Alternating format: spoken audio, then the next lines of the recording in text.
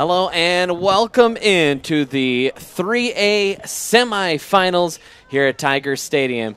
You're listening to an audio-only version here of the Erie Tiger Network. Brandon Bird here with you. Joining me today is Alex Van Brocklin on color, and we have maybe the most exciting game in about 9 years for the Erie Tigers. Of course, they played in the state championship in 2A back in 2008 and lost in overtime to Olathe. But they have not been, heck, they haven't even had a playoff win since the semifinal of that year.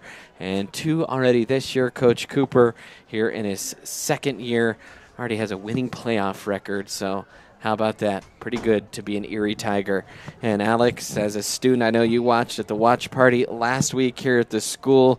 An exciting time to be a Tiger student. Oh, absolutely. You know, you told me, or you told everyone, you know, we haven't really done much in the playoffs since 2008 with the overtime loss. And this year has been so huge for us. We had that incredible win over Pueblo East the first week, and then last week we had the come-from-behind win over Durango. Real exciting, and the watch party was great, by the way. You mentioned last week and the overtime come-from-behind win against Durango. We are actually going to recap that game and play those highlights from last week here as part of our pregame show here on the Erie Tiger Network. Hello and welcome into the Erie Tiger Network. You are looking at the field here at Durango High School, the home of the Durango Demons, and we are excited for this second round matchup between the 5 seed, the Erie Tigers, and the 13 seed, the Durango Demons. And checking the play with 4 wide in the formation. He'll fake it, throws the seam route wide open down the field, and no one is going to catch him, and a touchdown here to start the game. That's Gavin Mestis. The little read option confused the Tigers. Mansdorfer, handoff left side to Roper, bounces it off one tackler, makes another man miss, heading toward the corner, reaches the ball out, and he scores! Noah Roper into the end zone for a Tiger touchdown. Our playoff sponsors, Alan Reese earlier, and he mentioned that sometimes we on the broadcast mix up Zach. And here comes the halfback pass. Roper has a man open. He has Mathis across the 40, the 30, still on his feet, down to the 20, and the halfback pass works to perfection that time. A great throw hitting Alex Mathis in stride. It's Mansdorfer and Roper in the backfield. Here in their red zone package, Roper's going to follow Mansdorfer, leans it toward the goal line, and he is in for the touchdown. And the Tigers take their first lead of the day with 7:36 remaining here in the second quarter on a 6-yard touchdown run by Noah Roper. And now the Tigers, because of a penalty on Durango, I believe for too many men, are going to run out their 2-point team because it's only 1 yard here to get the 2-point conversion. So Tigers going to try and get the 2 points. Roper, the man back there, he'll take the snap, and he is going to be stopped. And in motion, that's Mathis. Play action. Lucero, he's going to fire the deep ball, has a man, it's Mathis, he makes the catch, and he will score. What a pass by Dion Lucero as he dropped it into Alex Mathis, and Mathis takes it into the end zone for another Tiger touchdown, and they lead it 19-7.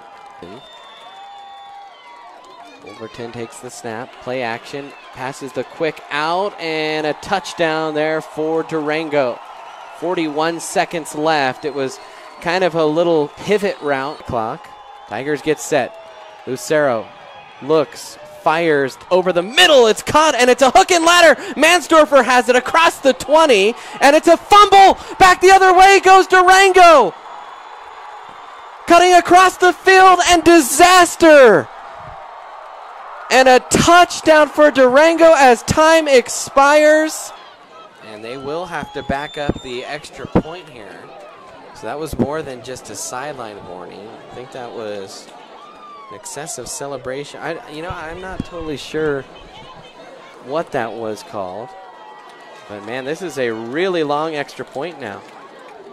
It will be a try of 35 yards. This could be big as Erie couldn't convert. They'll send pressure. The extra point is good. Good kick. And the Demons lead Erie by 1 here at halftime. Tigers looking to the sideline. They'll send Mansdorfer in motion. It's Lucero back there this time. Hand off to Roper. He follows Mansdorfer. Gets stopped in line. Still on his feet. Breaking tackles. He's across the 50. Rumbling over defenders. Shaking people aside. And he's all the way up to the 40. Pickup there of 19 yards. I believe that was Jones Embry. Hand off to Roper, following Marcucci, pushes off his back, has a hole across the 30, and finally stumbles down to the 21. Another pickup of 20 there. So Noah Roper starting to find some room. That time behind Marcucci, who pulled from his right tackle spot. Tigers need to punch it in here. Still back some of the momentum they relinquished at the end of the half. Roper again, he's just going to take it to the right, and he will rumble his way in. So touchdown for the Tigers, and they're back on top here in this one, 26-21. Doing that here. It's a little keeper by Mansdorfer, puts his foot in the ground, fumbles the football, and I don't think he fell on it. I think a Tiger did, though. And no, Durango jumping up and down like they have it, and they do. Wide open, and a knockdown, a batted ball that time by Bradford. It looked wide open, and a huge play that time by Bradford. This time Wolverton under center with an I formation behind him. He'll hand it off left side. Markham bounces off one player, and he will score. Touchdown there for the Demons, and they're an extra point away here from taking the lead. Tigers showing like they're going to send heavy pressure. They do, but the extra point is good, and it's a 1-point lead here for the Demons.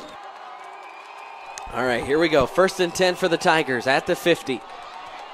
Hand off to Roper, making people miss, hurdling a defender, and across the 40 for a first down. So after the kick out of bounds, the ball is spotted on an out-of-bounds kick at midfield after the penalty on the previous kickoff. So you can't just kick it out and bring the ball back where a normal kickoff would go out of bounds. Hand off to Roper again, and a holding call behind the play. Now that's going to back Erie up. Lucero will hand it off to Roper, and he breaks away from a tackle. He stretches it out to the near side and just tripped up, and then a flag comes in, and they're going to call a hold on Mathis. Oh, man, for a second there, I thought Roper was going to break that one.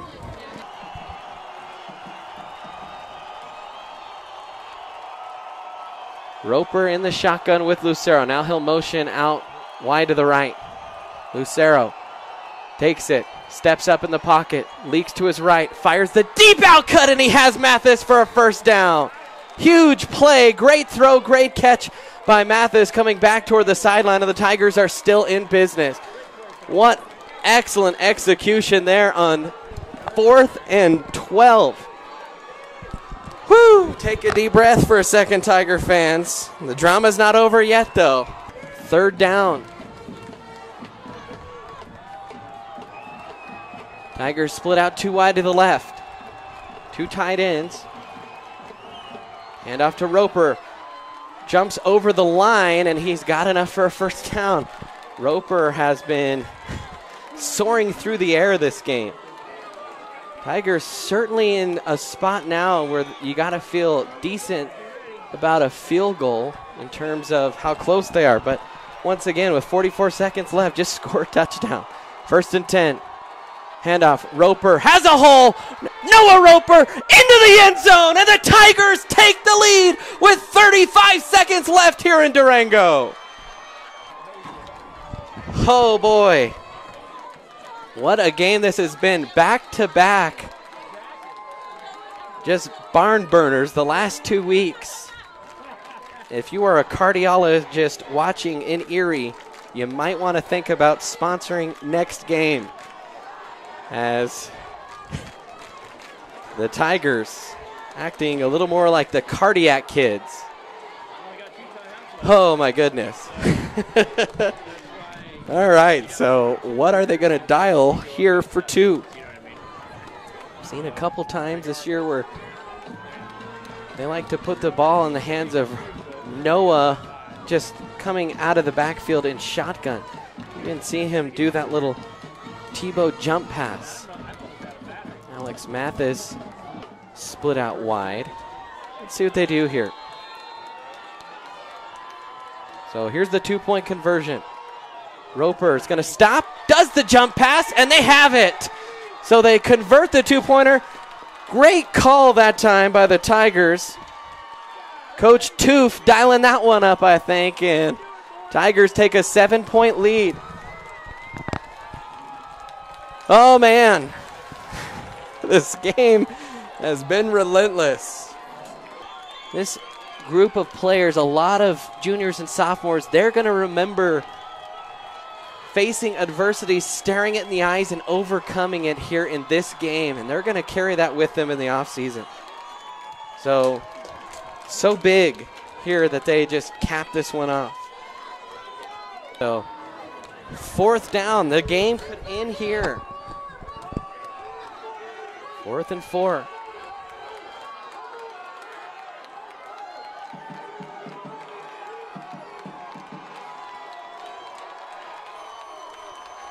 Mathis rolling back to the wide side. This could be the game. 18 seconds left. Here goes the snap. Fired, incomplete, and the Tigers are going to win. And that will do it. Erie fans, you will have another home playoff game next weekend. How about that? Victory formation for the Tigers, and it's going to be a nice, happy 7-hour. All right, that was, of course, last week's thrilling game against Durango. The 7-hour bus ride out there, the 7-hour bus ride back, and it all seems so worth it here this weekend. We are going to step aside, take a timeout. We'll come back with more of our pregame show here on the Erie Tiger Network.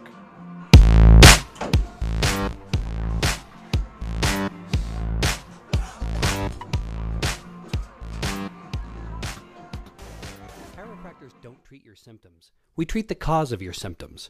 On your first visit, we'll review your medical history and examine your vital signs, posture, strength, and reflexes. We'll also perform tests which are designed to give us insight into what may be causing your problem. The doctors at Great Day Chiropractic don't just treat adults. We also treat children of all ages. We're located in historic Old Town Erie at 515 Briggs Street. We're open 5 days a week from Monday through Friday and the 2nd and 4th Saturdays of each month.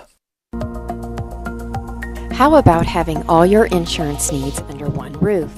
Let State Farm's Jeannie Hulse take care of all your insurance needs. Jeannie has been serving the Erie community for almost 15 years and would like to serve you as well.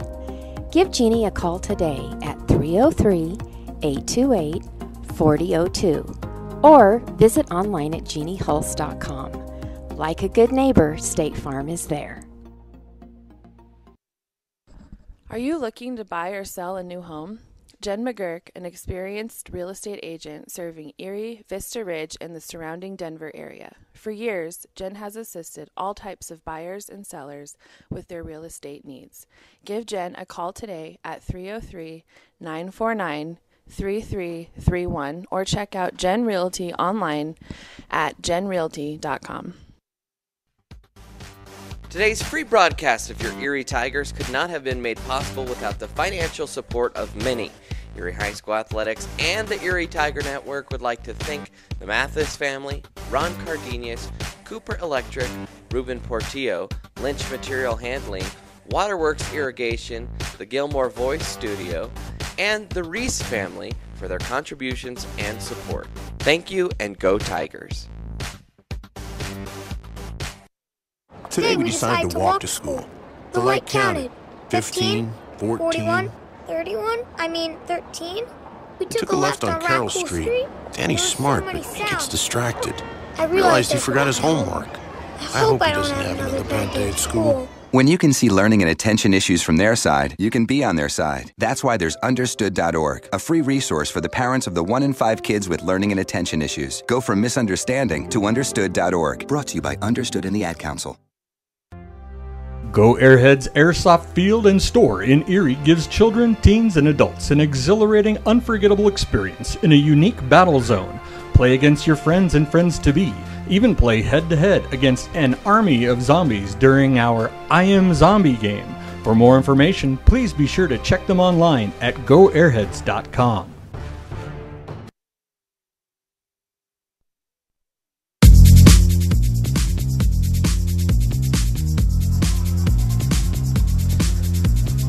And welcome back in here to our pregame show as we roll on. We are about 10 minutes here from kickoff. We'll have the national anthem with Cody Qualls of the Face Vocal Band.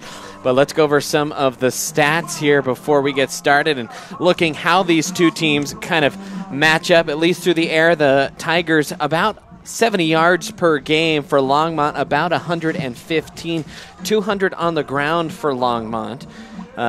251 on the ground for the Tigers, 52 total touchdowns for the Trojans, 48 for the Tigers. And if you look at things kind of defensively, 31 and a half sacks on the year for the Tigers, only 20 and a half sacks. But when you talk to the coaches, they think the D-line is the real strength of this Trojan team. In fact, there were some coaches before last week that thought that Longmont would knock off Meade because that D-line is just so stellar, and so that's what we have seen here on film when we watched in the pregame.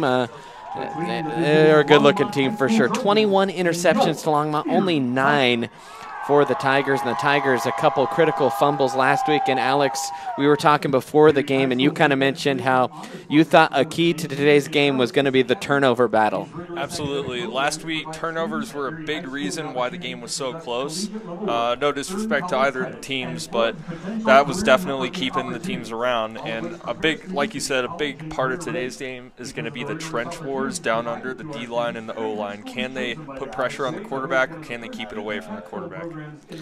You're looking at a few more stats here when you try and compare these teams. Obviously, a little bit more of a presence in the passing game for Longmont, but there was a 4-game stretch there with no Dion Lucero where the Tigers really hardly put the ball through the air at all. The interesting thing, Tigers 10-2, the Trojans 9-3, but they've won 8 straight. The Trojans started the season at 1-3. They've dropped 3 straight, 2 to Tri-Valley teams, including Meade. But man, they have cinched things down since then. They knocked off Holy Family 39-3, Thompson Valley 40-8, Centaurus 61-19, Northridge 54-29. And that stretch of games, huge blowout wins. A big win over Silver Creek 28-7. They had to go on the road to make the playoffs against Fort Morgan, a 28-13 win. Then their first round home game win over Skyview 36-10. And then last week, an absolute thriller against me. That one came down to the final play of the game. In fact, the Trojans scored with under 20 seconds left to play, gave up a kick return onto their side of the field, plus a face mask, put Meade on the 20. They ran 2 plays, were unable to punch it in, and Longmont is here today. So we are going to have the national anthem. We're actually going to pick up the audio from that on our field mic here on our game. It's Cody Qualls. He's with the Face Vocal Band. We've seen them here at Erie before, so we're going to make sure that our mic is fired up, and hopefully we will get a decent sound going here on our audio stream.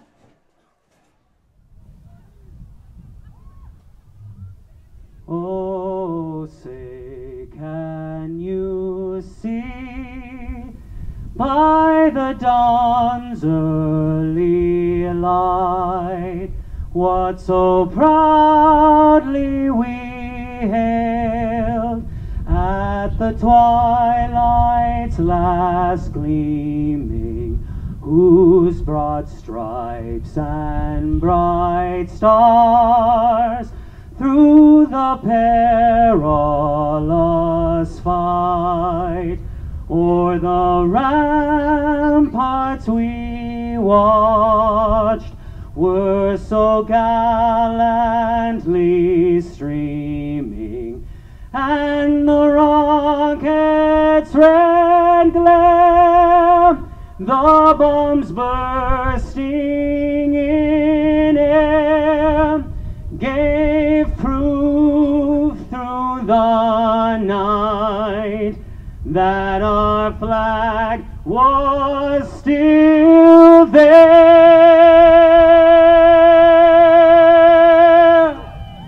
Oh, say does that star-spangled banner yet wave o'er the land of the free and the home of the brave. All right, once again, that was Cody Walls from the Face Vocal Band.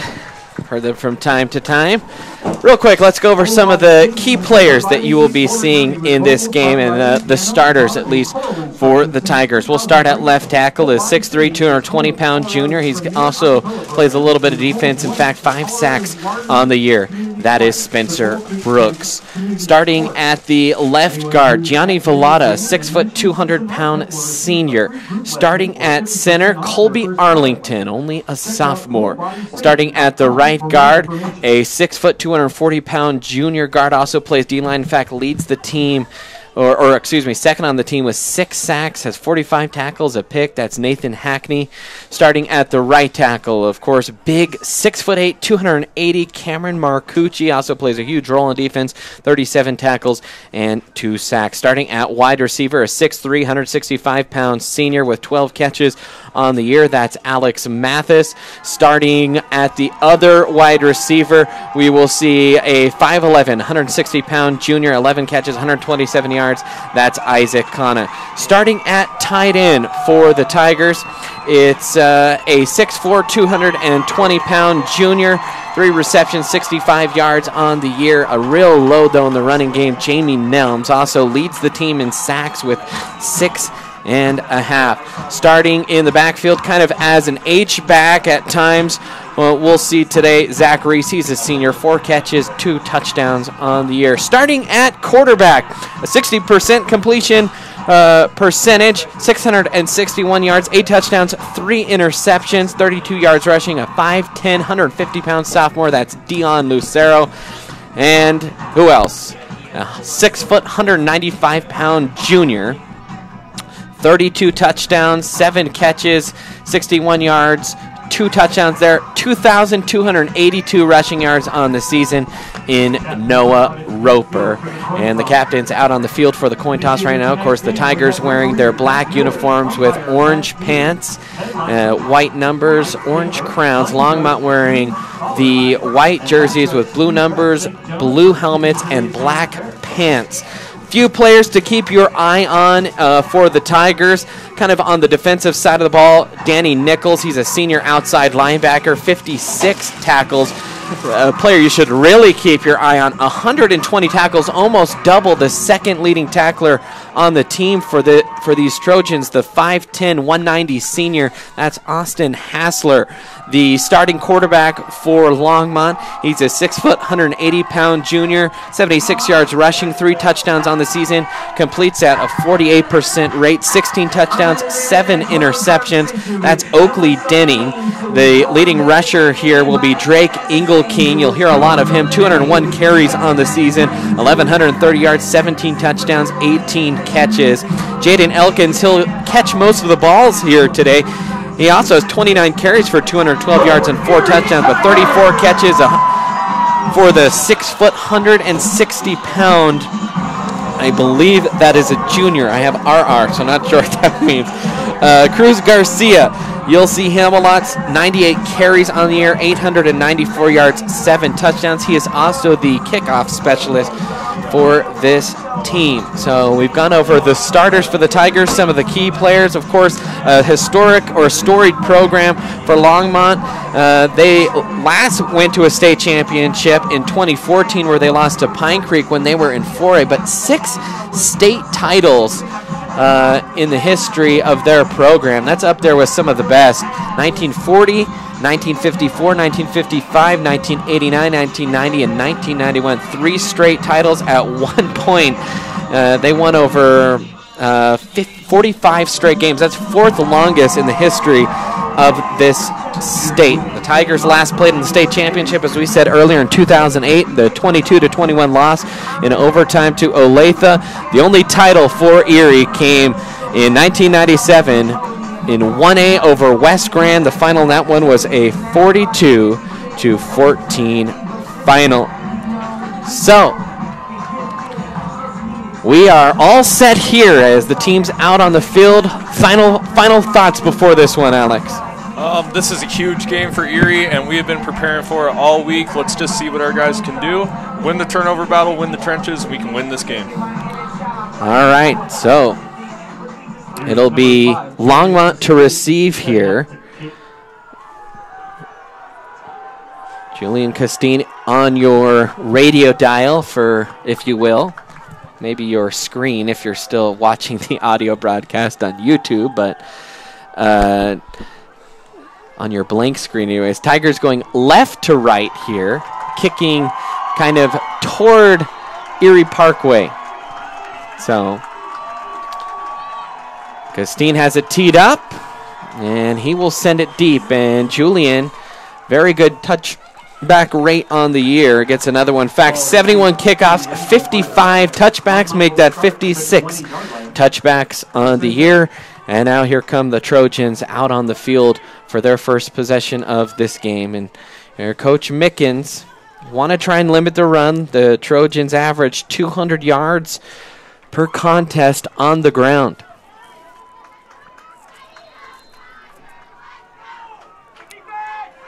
Denning, the quarterback, he'll come out in the shotgun.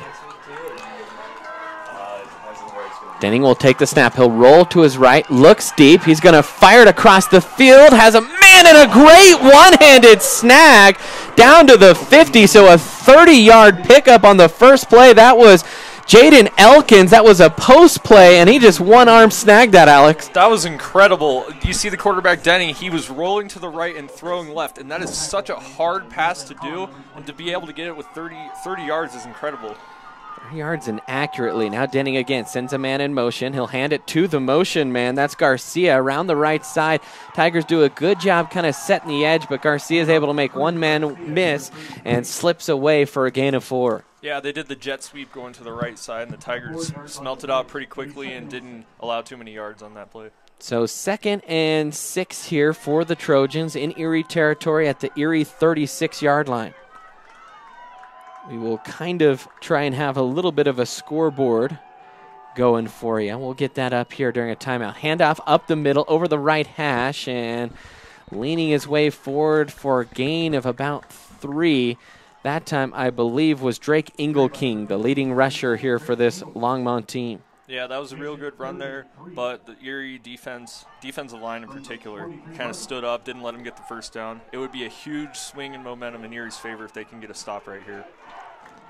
So 3rd down and 3. Denning in the shotgun. Tigers crowding the line of scrimmage. They're showing blitz. Denning will keep over the right side. He's got enough for a first down. He's pelted as he crosses the marker and then leans his way forward down to about the 38-yard line. Yeah, that was just a straight-up quarterback draw on that play. Maybe catching Erie a little off guard by that, and they got the first down. So 10:27 and counting here. Longmont has 1st and 10. Ball spotted at the Erie 38. Try and catch our scoreboard up here in a second. Handoff right side, big hole squirting through it was Ingleking, and he finally gets lassoed around the ankles. I believe that was Nelms on the tackle. Pickup of about 7 yards on the play. Ingleking took the halfback draw going to the right side of the field, and he did pick up 7 on that play. Seemed to slip through the Erie defensive line. Under 10 minutes to play here in quarter number 1. Another handoff to Eagle King, and that time the Tigers snuffed it out. And shooting into the backfield and making a play for Erie that time, I think, was Ethan Vera. Yeah, that was a great blow-up play by the Tigers right there. They did the same kind of draw play going to the far side of the field and the right side, and Erie just blew up the hole and got the guy behind the line.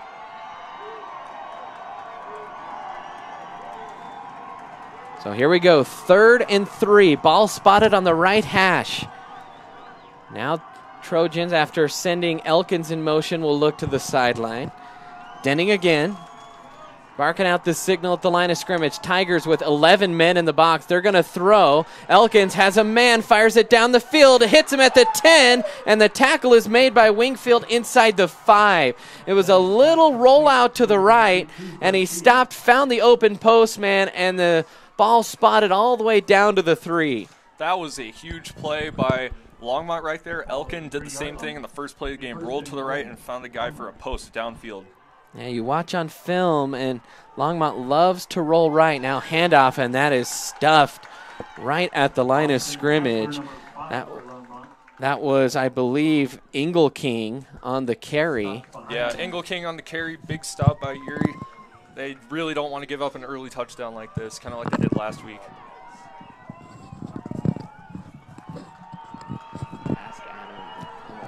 Now handoff to Ingle King right side. Tigers close up the hole quickly. He'll lean it down to the 1, maybe the half-yard line. So another 3rd and short coming up here for the Tigers. Longmont has really fallen kind of in love with this halfback draw that they're doing from shotgun in the backfield. You know, it hasn't worked the past few times. Erie's been able to snuff it out, but here we are, 3rd and goal. Big play for both teams.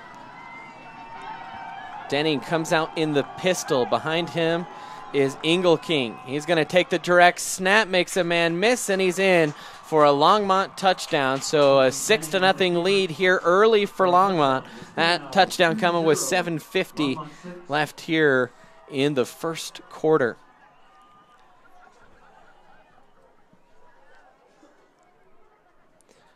And, well, they stacked it up at the line, but Longmont did this last week to Meade. Started up 14-0 before Meade kind of mounted their comeback. Longmont has had a history of going up big, and like you said before the game, they've won 8 in a row. They surely know what they're doing.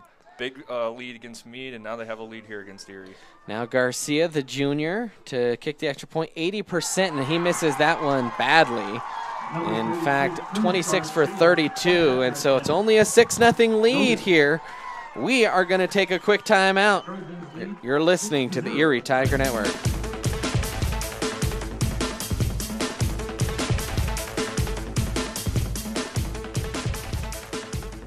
Chiropractors don't treat your symptoms. We treat the cause of your symptoms. On your first visit, we'll review your medical history and examine your vital signs, posture, strength, and reflexes. We'll also perform tests which are designed to give us insight into what may be causing your problem. The doctors at Great Day Chiropractic don't just treat adults. We also treat children of all ages. We're located in historic Old Town Erie at 515 Briggs Street. We're open 5 days a week from Monday through Friday and the 2nd and 4th Saturdays of each month.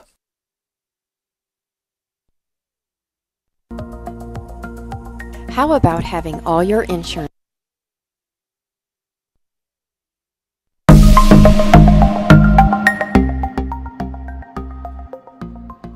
And welcome back in here. The Tigers trail it 6-0 after Longmont scores a touchdown on their opening possession. And so now Garcia will set to kick it off here for the Trojans. So not an ideal start defensively, but 2 big passing plays was really the key ingredient there. A little squibber. That one's going to be picked up at the 25.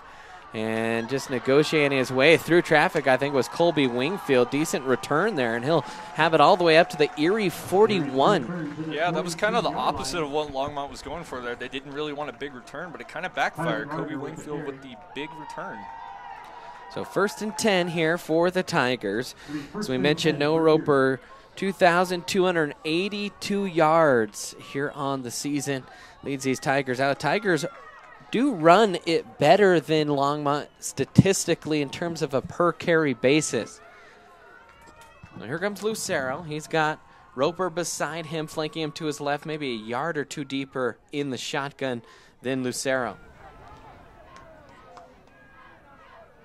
Lucero will bobble the snap, gets it off to Roper, squeezes through a hole, across the 50, and Roper, quick early burst and a gain of 8 there for Roper as he leans it up to the 50. That was a great run by Roper right there. He found the hole as he usually does and got a big gain. Tigers come out here in a 2-wide set. Ball spotted on the far hash right at the 50.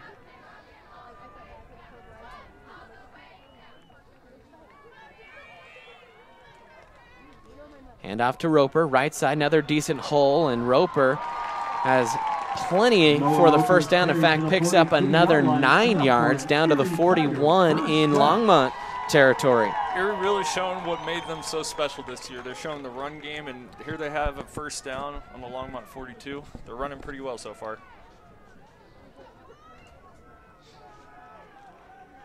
Now Lucero sends Mansdorfer in motion. He'll split out wide to the left, 2 wide in the formation. Handoff Roper, left side, following blockers. Has a hole, still on his feet. Has 10 yards close to another first, or 9 yards close to another first down. Brought up maybe a yard short as he's finally corralled at the Trojan 33. Need to get to about the 31 and a half. Good pickup there for Roper again. They keep feeding him. He'll just follow the big guys up front, lowers his head, ducks under a Trojan tackler, and has it out across the 25 or to the 25. Last 2 plays that they ran, Roper just followed his blockers all the way up the middle. And he got 9, and he got about another 9 on this play. Heavy diet of Roper so far. Already all 4 plays going to him, and he's got 34 yards rushing here quickly on this first drive. This time it's Mansdorfer alongside Roper. Roper's going to keep it himself right side, follows Mansdorfer, lowers the shoulder, bowling over one Trojan defender, has it inside the 20, and finally brought down about the 17-yard line. Good pickup there on first down, about 7. That'll bring up a 2nd and 3. Kind of an interesting play right there. Roper took the direct snap and just kind of followed his blockers to the near side of the field. Good pickup. 2nd and 3 here. This time it looks like Mansdorfer is going to be the one to take the snap. Jacob will send a man in motion. Mansdorfer will keep it himself left side. Bounces off a blocker, still on his feet, and he has it down to the 10. So this good Longmont defense, and what we've seen, Alex, in games is it takes the Tigers a while to wake up, but they have been going here good on this first drive. Already 49 yards rushing, and now it's 1st and 10 from the 11. They did a really good job this drive in particular. I mean, they're just kind of mixing it up. You know, it's a direct snap to Roper, sometimes Mansdorfer, and it's working. Mansdorfer takes the snap, keeps right side, gets turned backwards, still on his feet, leaning, and was dragged down by the jersey. That was Hassler on the tackle, and Mansdorfer got it down for a pickup of 3 down to the 8. Tigers trying to go quickly here on this first drive. A good-looking first drive.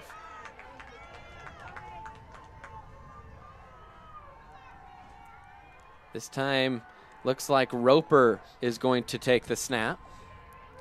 He will keep it on the read option, and he's hitting the backfield, keeps turning the legs, but he will actually lose 2 yards back to the 10. So that time, Longmont sent the house and had multiple men in the backfield quickly. Yeah, Longmont really blew up that play. They kind of figured out what was going to go on. You know, the last few plays, the Tigers did direct snaps and just draws, but Longmont blew it up in the backfield.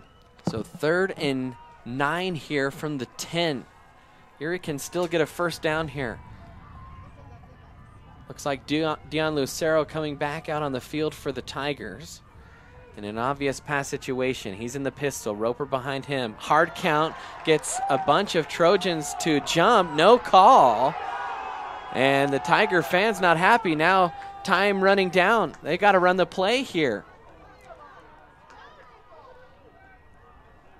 Here's the snap, handoff, Roper left side. Tried to twist his way through a hole, and he only picked up 2, maybe 3 on the play, down to the 7. Yeah, I kind of picked up what they did lose on second down there. He found the hole, but he tried to twist around a Longmont defender, and it just didn't work out for him. So the Tigers are actually going to send Julian Castine out to kick a field goal. He's 2 for 4 for field goals on the year.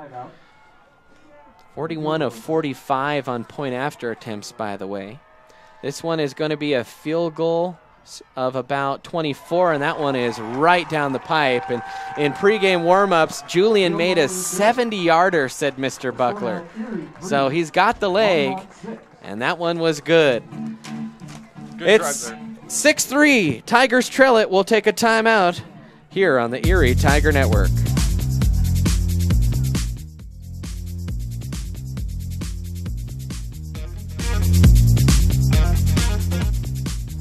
Are you looking to buy or sell a new home? Jen McGurk, an experienced real estate agent serving Erie, Vista Ridge, and the surrounding Denver area. For years, Jen has assisted all types of buyers and sellers with their real estate needs. Give Jen a call today at 303-949-3331 or check out Jen Realty online at jenrealty.com. Today's free broadcast of your Erie Tigers could not have been made possible without the financial support of many. Erie High School Athletics and the Erie Tiger Network would like to thank the Mathis family, Ron Cardenas, Cooper Electric, Ruben Portillo, Lynch Material Handling, Waterworks Irrigation, the Gilmore Voice Studio, and the Reese family for their contributions and support. Thank you, and go Tigers. And welcome back in. Julian Castine comes in and kicks a touchback off. We are having some clock malfunctions on our software, so we'll just try and let you know the time. 2:51 remaining here on the clock. So when we get that, and there we go. So, 1st and 10 here for the Trojans. A good first drive for both teams, but the Trojans coming away with a touchdown. The Tigers only 3 points, but the Trojans did miss the extra point. This time Denning, empty backfield. He's going to roll this time to his left, looks back the opposite way, fires over the middle, and it's tipped by Roper, who is trying to drop back, and he almost one-handed that one as he was flying across the middle. They tried to hook up on another deep bomb. Man, Longmont does not mess around. They came right out of the gates and did the same play they started the game with. A rollout this time to the left, chucked it downfield, and Roper was there for the deflection. 2nd and 10 now for the Trojans. Denning 2 for 3, 59 yards so far in this contest. Denning in the shotgun. He's got 2 wide out to the near side. Ball right between the hashes. He'll give it on the little jet sweep. Tigers set the edge well, and they are going to drop Elkins in the backfield. I think he maybe got to the line of scrimmage. Yeah, they will give him the spot at the 20. So that'll bring up a 3rd and 10 here for the Tigers. That was a real good stop by the defensive line. This time the jet sweep did not fool them, and they shut the play down right at the line of scrimmage. So Trojans huddling up here. Ball will be spotted at the 20 at the far hash. 2:17 and counting. Denning in the shotgun. He's got 2 to the narrow side of the field on the far side. Rolling right, looks, being pressured, and he's sacked. And in the backfield that time was Jaden Gilmore. And Jaden Gilmore picks up his 5th sack of the season. What a great defensive play by Erie. Gilmore penetrated the quarterback back in the backfield and created the sack. The disruption there was huge. Erie with some momentum getting the ball back. So Erie forces a 3 and out. Now Longmont will punt. And back deep for the Tigers is Jacob Mansdorfer. Noah Roper actually hanging up near the line of scrimmage, trying to snuff out any fake. Here goes the punt to the right, and that one has just gotten away high, and Mansdorfer will call a fair catch in Longmont territory at the Longmont 47. So the Tigers defense does the job and gets the ball right back for Erie. Yeah, excellent field position here, too. You know, they forced that 3 and out with essentially no gain, a little bit of a loss, and now they have the ball at the Longmont 47.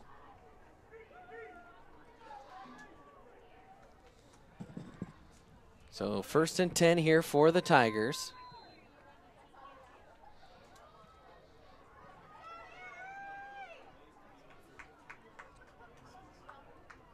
It'll be Mansdorfer. No, Lucero will come out here.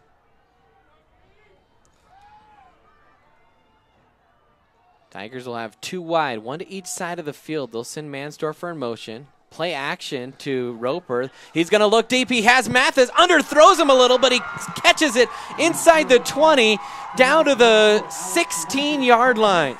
Huge gain for the Tigers right here. The play action really caught Longmont off guard. Lucero with a big ball to Alex Mathis, and they got a gain of 30 on the play.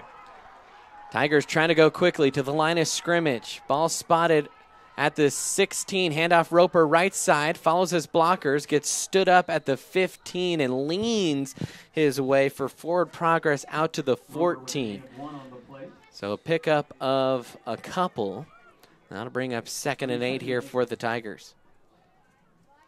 Yeah, that play right there, it was just trying to catch Longmont off guard, see if they could bust a big play, but they were ready that time. Tigers again to the line of scrimmage. All between the hashes, but on the right side, or near side, here toward the press box. Lucero checks in with the sideline, barking out the signals at the line of scrimmage. Longmont crowding the line here. Looks like they might bring some pressure. Mansdorfer in motion. Here goes the handoff to Roper. He'll follow Mansdorfer, bounces off a tackler, tries to get the corner. He does, and then he's finally absolutely pelted out of bounds. Right near the marker. Will kind of depend on the spot.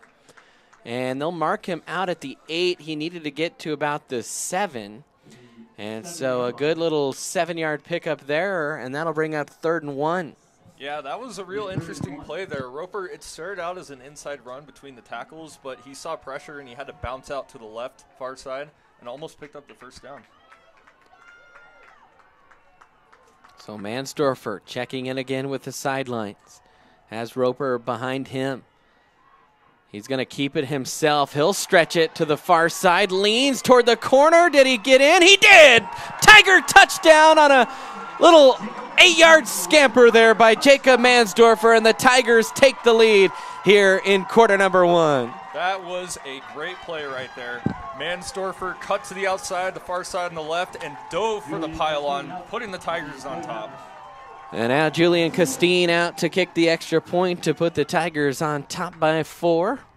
Julian already hitting a field goal. 41 for 45 on the year for Julian.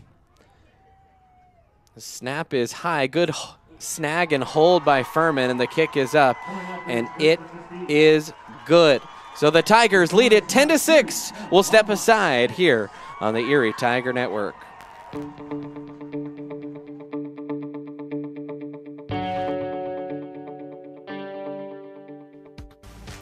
Today's free broadcast of your Erie Tigers could not have been made possible without the financial support of many. Erie High School Athletics and the Erie Tiger Network would like to thank the Mathis family, Ron Cardenas, Cooper Electric, Ruben Portillo, Lynch Material Handling, Waterworks Irrigation, the Gilmore Voice Studio, and the Reese family for their contributions and support.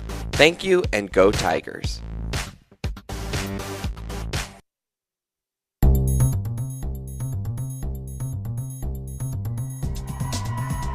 And welcome back in here, Erie Tiger Network, as the Tigers take the lead here after the 3-and-out, as Castine will send that one high and toward the back of the end zone. Longmont will start on their 20-yard line, 1st and 10. So Longmont will start 1st and 10 on their own 20. And so far, field positioning having a little bit of an impact. Tigers a couple of short fields and 2 scores with it. This might be the last play of the first quarter here. 10 seconds left here in the quarter. Dennings in the shotgun, 3 wide, 2 to the far side. He's going to drop back to pass, looks, throws another fade, and has his receiver, and he came down with it, just high-pointed it and snagged out of the air. That was Cruz Garcia, and right now these Tiger corners being picked on a little bit. Yeah, and they keep throwing it a little deep. And that's what they've been doing the whole game. That's what's worked for them, especially in the first drive. So they just drew kind of a seam route on the left sideline, that is, and got a big gain, about 20 yards. Yeah, 27 yards on the pickup, and that will do it here in the quarter. So the Tigers, after 1 quarter of play, they lead it here 10-6 on the Erie Tiger Network.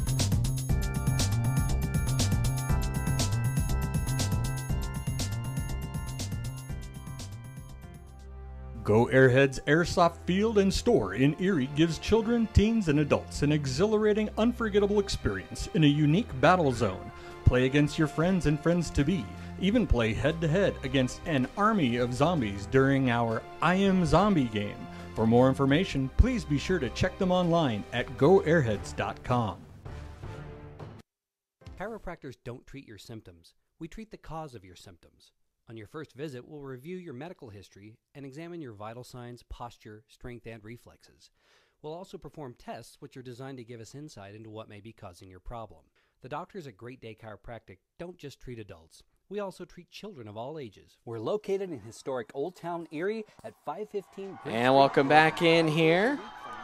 As the first play of the second quarter is a handoff on the left side, and good first down yardage for the Trojans. That's Ingle King up there for a gain of 5. Yeah, Ingle King starts off the quarter with a good run. You know, they get a gain of 5, and it's second and manageable here. Give them 4, I think, officially here. Denning in the shotgun again. Motion crews out to the right. Longmont has eaten up the Tigers through the air so far right now. 86 yards passing. 3 passing plays of over 25 yards for the Trojans. And now a stoppage here. Not sure what's going on. Tigers quickly sub a player to the sideline, and I think we might have illegal substitution. And we do. That was Kellen Goldstein that was subbed out late. So 2nd and 1 now for the Trojans after the 5-yard penalty. Denning sends a man in motion, gives it to Garcia on the little jet sweep, and he does catch the corner, picks up about 4 yards before he's finally shoved out of bounds at the Tiger 40. Yeah, that jet sweep, you know, it's had some mixed results today. One time the Tigers blown it up, one time it worked here, kind of caught us off guard, and that penalty really killed us there. Could have made a stop. 1st and 10 now. Ball spot on the far hash right at the 40. Denning, the hard count now. Will hand it off up the middle. Ingle King makes one man miss. He's into the secondary across the 25 and finally spilled out at the 20. And so a good pickup there of 20 yards on 1st down for the Trojans. Yeah, this drive of big plays, as we could say, continues as Ingle King right here had the big run up the middle. Luckily, he was caught by the Tigers' safeties. So 1st and 10 again for the Trojans. Ball still spotted at the far hash. Man in motion. This time Denning will keep it himself. Stutters in the hole, and then he gets hit and drilled backward after he picked up a gain of a yard down to the 19. Good stop by the Tigers there. Really, they needed to get this for some momentum for themselves because Longmont was getting some really big plays. Yeah, Longmont, a lot of big plays so far in this game. Most of them through the air. But just popped off a 20-yard run. Now 2nd and 9. Denning will look to the sidelines, and the Trojans are going to take a timeout. So we are going to take a timeout as well. Tigers lead it. 10:29 left here in the quarter. It's 10-6.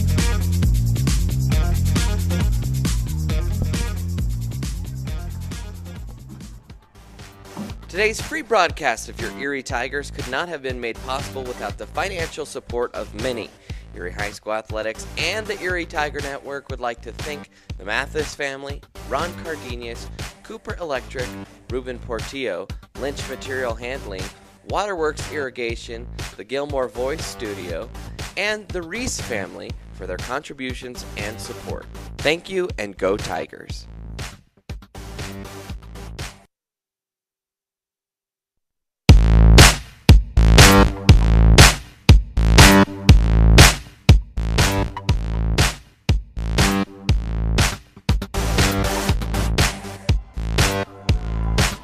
welcome back in. 2nd and 9 here for the Trojans.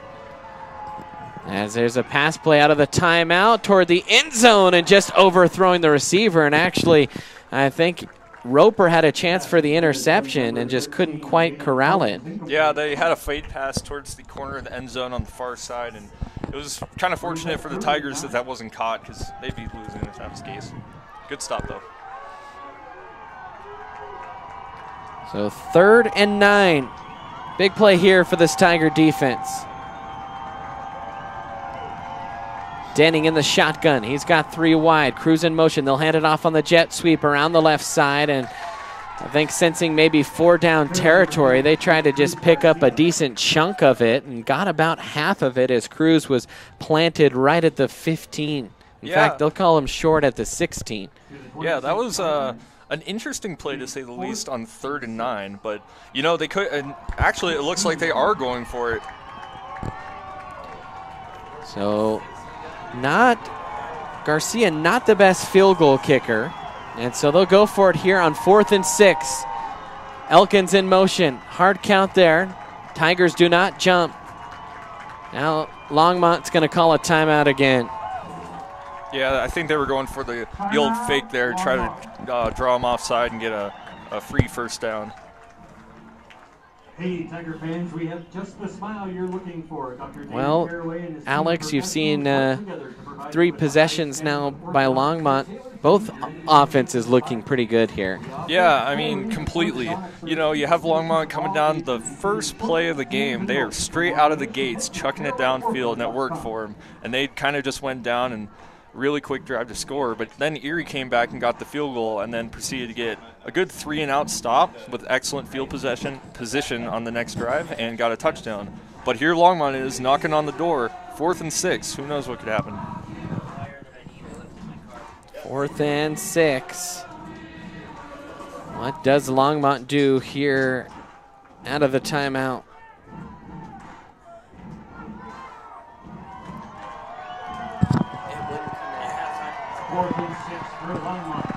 So Denning in the shotgun. Ball spotted on the far hash. He's going to roll to his right. Little run pass option. Has a man wide open underneath. And it's King who caught the ball coming out of the backfield down inside of the 4. So plenty for a first down. And now the Trojans knocking at the door. Just no one picked up King coming from underneath out of the backfield. Yeah, a little bit of a blown coverage on this play. You know, the play action rollout always works pretty well. You know, you got a right-handed quarterback going to the right, and he's going to make that throw every single time. So ball spotted now on the near hash. 1st and goal from the 5. They'll give it up the middle to King, and Cam Marcucci and company just stuff him. A gain of maybe 1 for King, but that hole closed in a hurry. That whole, yeah, you said it. I mean, Mark Hucci completely, I mean, you know, all he has to do is really stand there to block the hole, but he enforced it right there and did not let him get any yards on that play. Cameron plays inside a lot, and 37 tackles, pretty good for a defensive tackle. Now Denning, 2 wide out to the left side, 2 tight ends. It's Garcia in motion. He'll take the jet sweep again. Has room on the outside, angling toward the corner, but a flag comes in toward the back side, and we might see a hold. Sometimes when you try and run outside, players get bottled up, and that's when you see a lot of holding calls. We'll see what this one is, though. That was kind of late in the action. And it will be on Longmont here. Let's see if the referee lets us know.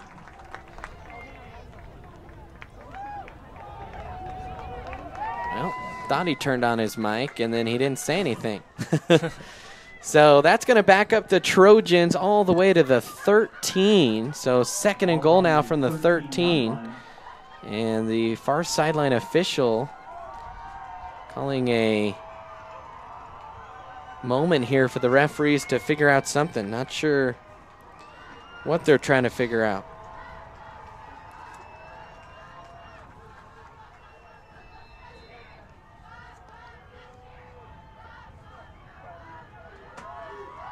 All right, here we go. Ball spotted at the 13. 2nd and goal. Denning in the shotgun. Tigers have not done well to defend the pass so far today. Play action, rolling right, pressure. Denning steps up, and he's going to be brought down. Forcing the edge pressure was the blitzer. I think that was Gilmore. But then I think it was either, Jamie Nelms came in for the sack. Jamie Nelms with the big play on 2nd and goal, well, really 2nd and long. You know, that play right there, they've been getting beat all day by the passing game, but they blitzed him right there, picked up the sack, and here's a 3rd and long. So 3rd and goal from the 16. See if the Tigers try and send some pressure again. Denning looking in the air, steps up, fires in the end zone, and they're going to call interference on the Tigers. That was into double coverage, and 2 Tigers did not turn around and look for the ball, and it's going to be an interference call here on Erie. Yeah, real unfortunate play right there. You know, we had him beat. It was a little bit overthrown. Maybe some would say uncatchable, but they're going to call it on the Tigers, not looking for the ball. So let's get the official call here, and it is pass interference on Erie. Interference.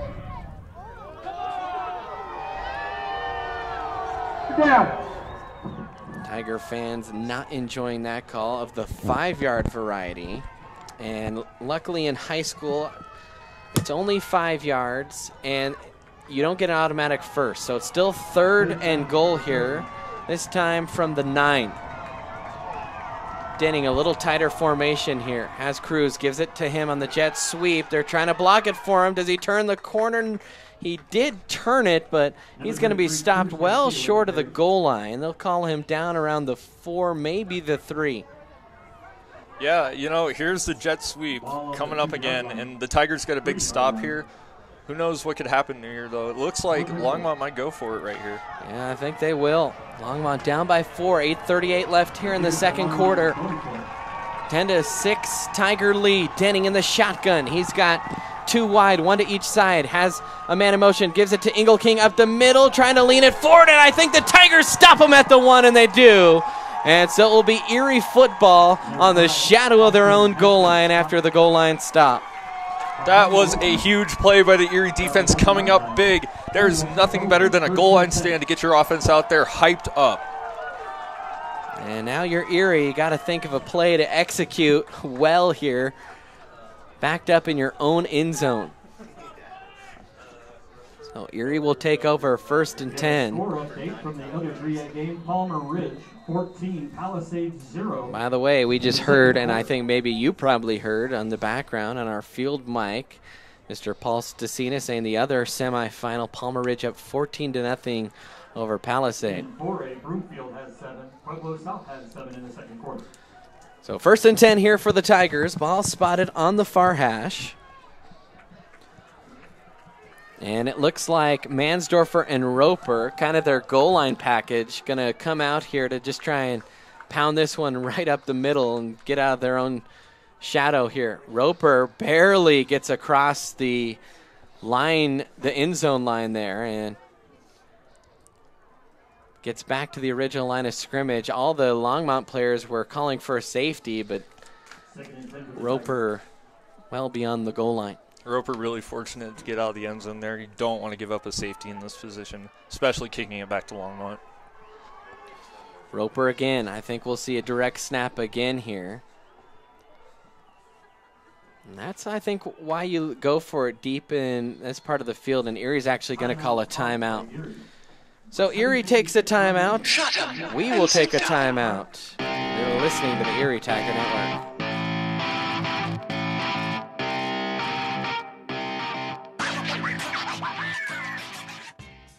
Today we decided to walk to school. The light counted. 15, 14. 31? I mean, 13? We took a left on Carroll Street. Danny's smart, but he gets distracted. I realized he forgot his homework. I hope he doesn't have another bad day at school. When you can see learning and attention issues from their side, you can be on their side. That's why there's Understood.org, a free resource for the parents of the 1 in 5 kids with learning and attention issues. Go from misunderstanding to Understood.org. Brought to you by Understood and the Ad Council.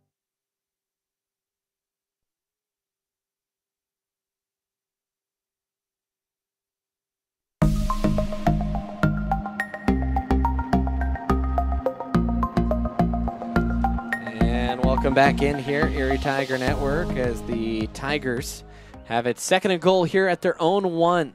Roper in the shotgun. He's going to take the high snap and just gets, hammered as he emerged in the open hole. That was an unstoppable force meeting in an immovable object right there, as Roper ends up picking up about 3 all the way out to the 5. Hammered is an understatement there. I'm sorry, but he just got destroyed right there. Luckily, they did get a pickup. Now 3rd down. Roper still the one that's going to take the snap here in the backfield. Now looking toward the sideline. Mansdorfer actually checking the play at the line. They're going to send Mansdorfer onto the other side, and actually everyone's going to rotate, and now a timeout coming here for Erie. So I think Erie here with 7:07 left here in this first half of play, sensing that a first down would really be huge, and so a couple of timeouts back to back.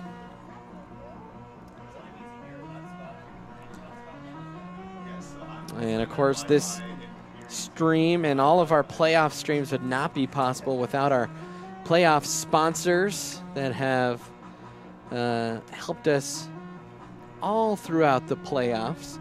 Pay our expensive rights fees to Chassa. And if you're listening and you're wondering, we were denied video streaming rights, and so that's why it's an audio stream. I know some of you in the chat have asked that question. That is why we are doing audio only today. So a little bit of radio, throwback to my radio days following Sterling. Always fun, a little bit different calling radio than it is calling kind of live television. So here we go, 3rd and 6 for the Tigers. They got to get it out to the 11. They will come out with Roper in the shotgun here. Mansdorfer flanking him to his left, and 1 wide out in the pattern. 10 men in the box for the Trojans. It's a little read option. Roper keeps it, has a big hole over the right side, across the 20, the 30, corralled toward the sideline, breaks 1 tackle, and then stumbles his way across the 45, all the way up to the 47-yard line. A huge run there for the Tigers. A pickup of 41 yards on the carry. Wow, what a play by Noah Roper, showing everybody exactly who he is and what he does. He took it all the way from the Tigers' goal line, went up the middle, but then cut out to the right and got a huge gain on 3rd down. So 1st and 10 as Lucero will check back in. This time it's Colby Wingfield in the backfield as Noah will come out and take a breath. Wingfield, 263 rushing yards on the year. He'll get the handoff. Right side has a nice little hole across the 50 and finally brought down up toward the 46-yard line. So a nice pickup there of about 8 on the play for Colby Wingfield. Yeah, that was a pretty good play there. You know, even though Noah Roper is not the running back, we still have a very strong rushing. You know, one thing, Noah's a pretty patient runner, kind of waits for things to develop. Wingfield gets it, and he just goes. And with that good push up front, a lot of times Wingfield can get up the field in a hurry. 2nd and 2 now. Play action. Lucero's going to throw the out route to Reese. Reese has it across the 40, the 35, and he leans his way over a couple of defenders. Finally brought down at the 28-yard line. So a good pickup there for Zach Reese. Yeah, there was a really good play by the Tigers right there. A good play-action play. Lucero was rolling left, and he found Reese right in the flat, wide open. So ball spotted on the near hash. All the way up to the 29 is where they will spot the ball. Lucero in the pistol. This time Roper back out there. Longmont showing blitz. No call there from the linesman. And Lucero looking into the coaches.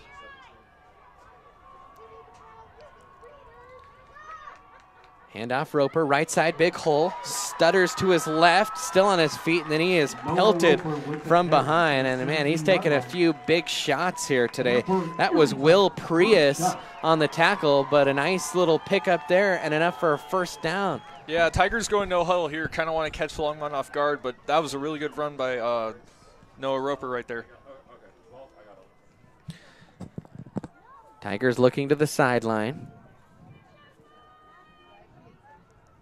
By the way, Grayson Blaylock helping us out, doing our stats here today for us. Noah just eclipsed the 100-yard mark with that run only. Now has 107 yards. Gets another handoff. Spin cycles off 2 players. And then a flag coming in from the linesman here on the near side as Roper was hit in the backfield twice, spun off 2 would-be tacklers, and then got it for maybe a yard. Yeah, that was real athleticism by Roper. Unfortunate he couldn't spin out against the 2 defenders there, but man, he took a shot. So a face mask on Longmont. Gonna be a first down here for Erie. And that's gonna be put it inside the 10. By the way, Noah already 14 carries here in this half, averaging over 7.5 a carry. Tigers offense has looked really good here in this first half of play. Score would do wonders here for the Tigers. Already up 4. Certainly in field goal range at this point. We've seen the Tigers catch a little bit of the fumble bug the last couple weeks. In fact, about 4 weeks ago, Noah Roper, or 2 weeks ago against Pueblo East, Noah Roper had his first fumble of the season. Other than that, the Tigers done a pretty good job. So 1st and 1 is, because it was not a 15-yard penalty, it was administered half the distance to the goal. Well, when the ball is on the 18-yard line, the half the distance is down to the 9, so they just need to get to the 8 for a first down. So really can be creative here as a play caller. Lucero takes it, play action, looking into the end zone. No one open, so he's going to take it down and run inside the 5, has enough for a first down and gets it down to the 3. So a pickup of about 6 as the Tigers now knocking on the door. Real interesting play by Lucero, though. He was rolling to the right, and he had some guys in the end zone. Unfortunately, they weren't open, so he just ran it and got the first down himself. 1st and goal now. Ball spotted just inside the 4. Roper is the one that's going to take the snap. Mansdorfer flanking him to his left. Tigers just trying to ride Noah Roper all the way to a score here. Roper takes it, gives it right side to Mansdorfer toward the goal line, and he's in for a Tiger touchdown. And then a penalty flag coming right in after the play. And I think the touchdown will still stand. I think we might see a little unsportsmanlike here. I'm not sure on who it was. But a big touchdown for the Tigers. They lead it 16-6. Yeah, that was a huge drive for the Tigers. They got a goal line stand against Longmont the last drive, and then they went 99 yards and put up a touchdown, assuming that this penalty doesn't take it back. It is going to be a personal foul here on Erie. The touchdown should still stand. Let's see here. Turning up our field mic a little so we can get an explanation here from the referee. Stand. After. That penalty will be enforced on the kickoff. So the penalty will be enforced on the kickoff. It was a personal foul and sportsmanlike. So the Tigers a point after here from going up 17-6.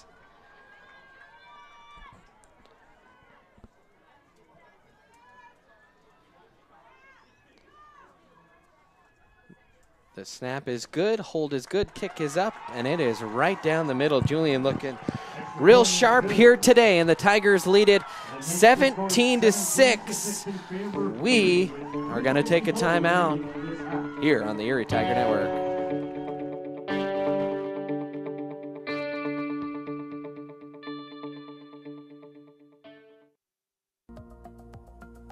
How about having all your insurance needs under one roof? Let State Farm's Jeannie Hulse take care of all your insurance needs. Jeannie has been serving the Erie community for almost 15 years and would like to serve you as well.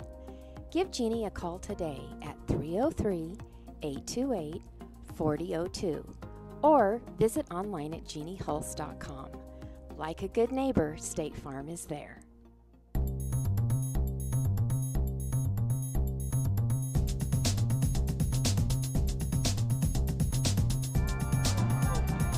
And welcome back in here as the Tigers backed up off. The Trojans have 3 deep. You know, there is about 30 yards between kind of the second line of the Trojans and the next line, and there's only 3 players there. Would not surprise me at all to see Erie maybe squib one into that little empty spot. Mansdorfer trying to pump the crowd up here. And a timeout by Coach Cooper before the kickoff. Timeout. Timeout of the half. Kind of unusual to see anyone take a timeout. Real quick, couple stats so far in this one. 98 yards through the air for Longmont, 24.5 yards per pass attempt. So they have really been, or excuse me, per completion. So they have really been moving the ball well through the air for the Tigers.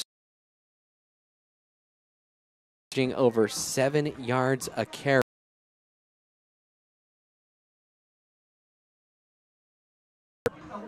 There they have, I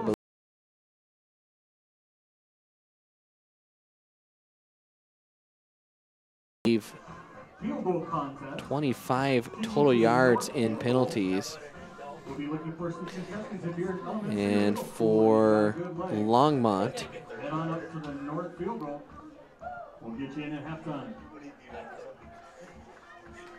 19 total yards in penalties.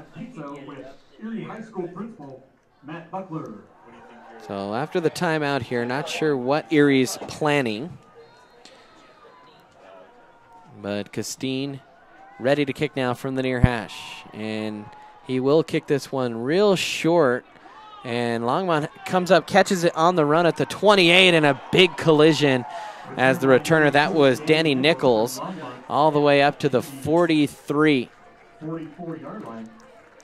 Interesting kick there by Erie. You know, Longmont did have that kind of unorthodox position right there where they had 3 deep, 1 in the middle, and the rest of the guys up front. But they did get a pretty good field position starting at their own 44 near side. And we understand that our stream is kind of cutting in and out a little bit. Really not anything we can do. So many people here in the stadium, it's actually affecting our cell signal that we hotspot out of. Little slant pass to Sage Yazzie and a pickup of 9 on the play. That's the backup quarterback, Sage Yazzie. 3:42 and counting. 2nd and 1 here. Ball between the hashes. It's Ingle King and Denning in the shotgun. Garcia will take the handoff around the left side on another little sweep action, and he'll have plenty for a first down. Gets it all the way up to the Erie 41. Yeah, the jet sweep there working again for Longmont, this time going to the far side of the field, running left, and then he cut the corner and actually got the first down. So 1st and 10 for the Trojans, working into Erie territory after the penalty gave him real good field position. Handoff up the middle, and that is snuffed out over the left side. And the runner, Ingle King, actually that was Ingle King, got maybe a yard on the play. Yeah, Erie D line right there just snuffed him out immediately and didn't give him any yards on that play. Real good defensive stop. Put him in a 2nd and long position. 2nd and 9 here. Denning from the far hash. He's got 3 wide. Drops back to pass, looking downfield. He's going to fire. It's tipped at the line and falls just in front of Ian McDonald. And that'll bring up 3rd and 9. Tigers have done a good job the last few weeks. And how about that 6'8" Cameron Marcucci, the one to bat the ball down? Oh, yeah, of course he did. You know, he's just sitting there standing up, knocks the ball down, and, man, they put Longmont in a tough position right now, 3rd and long. Excellent deflection by Marcucci. So 3rd and 9. It's 3rd and 9. Brandon Bird, Alex Van Brocklin here with you. Under 2.5 minutes, or about 2.5 minutes left to play here in the first half. Denning alone in the shotgun. 5 wide. He's going to drop back to pass. He's being pressured, and Nate Hackney bear hugs him to the turf. And Denning's going to be dropped all the way back at the 50. And so the Tiger pass rush has been stellar today. Their 3rd sack of the game. And that's going to be 4th and about 17 for the Trojans. And I think they're going to send on their punt team. Yeah, I think it'd be wise to punt the ball here. You don't want to chance Erie getting the ball with only half the field left. Excellent defensive stop there. Nathan Hackney getting penetration and sacking the quarterback in the backfield. Longmont really taking their time here. I think they want to burn as much clock off or time off of the clock as they can before giving it back to Erie. And Garcia will go back to punt here. No one back to receive here for Erie. Punt is end over end. It's going to bounce at the 20. Takes a Longmont roll down to the 12 is where it'll finally trickle out of bounds. And that's where Erie will start their next drive. So a 99-yard touchdown drive for Erie. And now they will try and go 88 yards here with 1:29 left here in half number 1. Certainly possible. We saw what they could do with the ball last time they got it, and it'd actually be extremely wise to try and score here, as they did kick off to start the game, so they'll be getting the ball back at the start of the 3rd quarter. Try and double dip.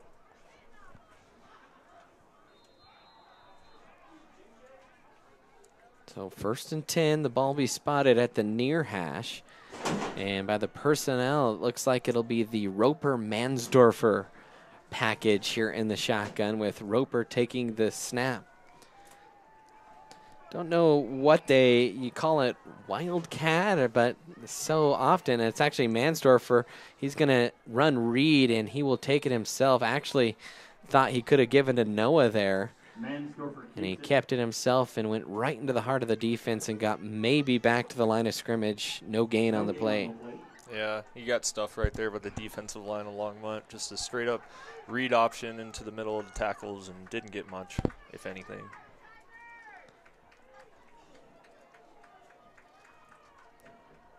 So 2nd and 10. Tigers kind of content taking their time here with 53 seconds left. They might only hurry it up a little. They have no timeouts. Hand off to Roper, right side, and there's a hold, and we could actually hear the Longmont coaches asking for it, and then they got it. We could hear them, the ones in the box anyways. That will wipe out a small gain from Noah Roper. Yeah, he did take the ball on kind of like a little draw play to the near side, but it's going to be taken back with the hold.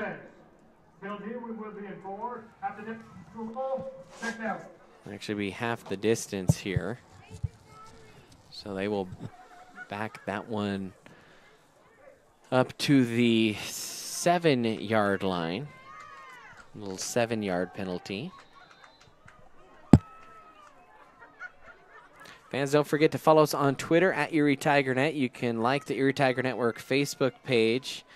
And also check us out online, erietiger.network.com. Mansdorfer takes a high snap, keeps himself, just follows the big guys up front and picks up a couple. And the Tigers real content running the half out with a nice 11-point lead. I think that's smart here from Coach Cooper, especially after what happened last week. Erie tried to score late, tried the hook and ladder, kind of worked until Mansdorfer fumbled and it went the other way for 6 as time expired. Yeah, last week was basically an example of how to not end a half. You're trying to score late and you end up fumbling the ball and the other team scores. Good conservative play I like by Erie right here, not trying to do too much, but they're going to get the ball to start with the next half. Well, how about that? A good first half of play for the Tigers. They lead it 17-6. We'll have some halftime stats and more after a timeout here on the Erie Tiger Network.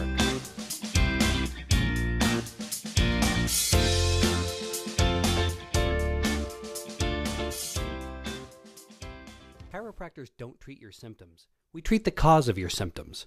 On your first visit, we'll review your medical history and examine your vital signs, posture, strength, and reflexes. We'll also perform tests which are designed to give us insight into what may be causing your problem. The doctors at Great Day Chiropractic don't just treat adults. We also treat children of all ages. We're located in historic Old Town Erie at 515 Briggs Street. We're open 5 days a week from Monday through Friday and the second and fourth Saturdays of each month. How about having all your insurance needs under one roof? Let State Farm's Jeannie Hulse take care of all your insurance needs. Jeannie has been serving the Erie community for almost 15 years and would like to serve you as well.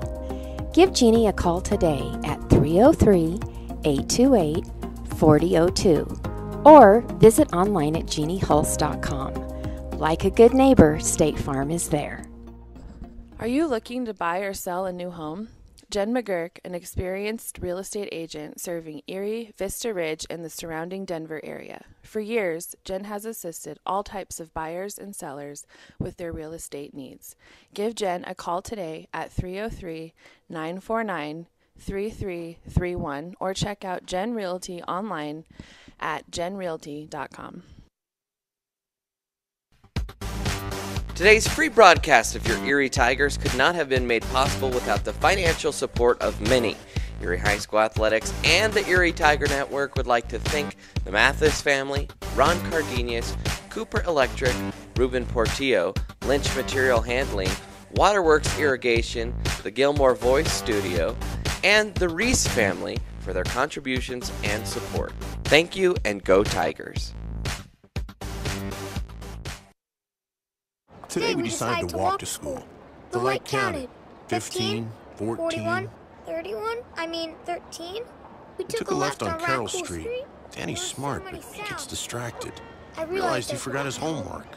I hope he doesn't have another bad day at school. When you can see learning and attention issues from their side, you can be on their side. That's why there's Understood.org, a free resource for the parents of the 1 in 5 kids with learning and attention issues. Go from misunderstanding to Understood.org. Brought to you by Understood and the Ad Council. Go Airheads Airsoft Field and Store in Erie gives children, teens, and adults an exhilarating, unforgettable experience in a unique battle zone. Play against your friends and friends-to-be. Even play head-to-head against an army of zombies during our I Am Zombie game. For more information, please be sure to check them online at goairheads.com.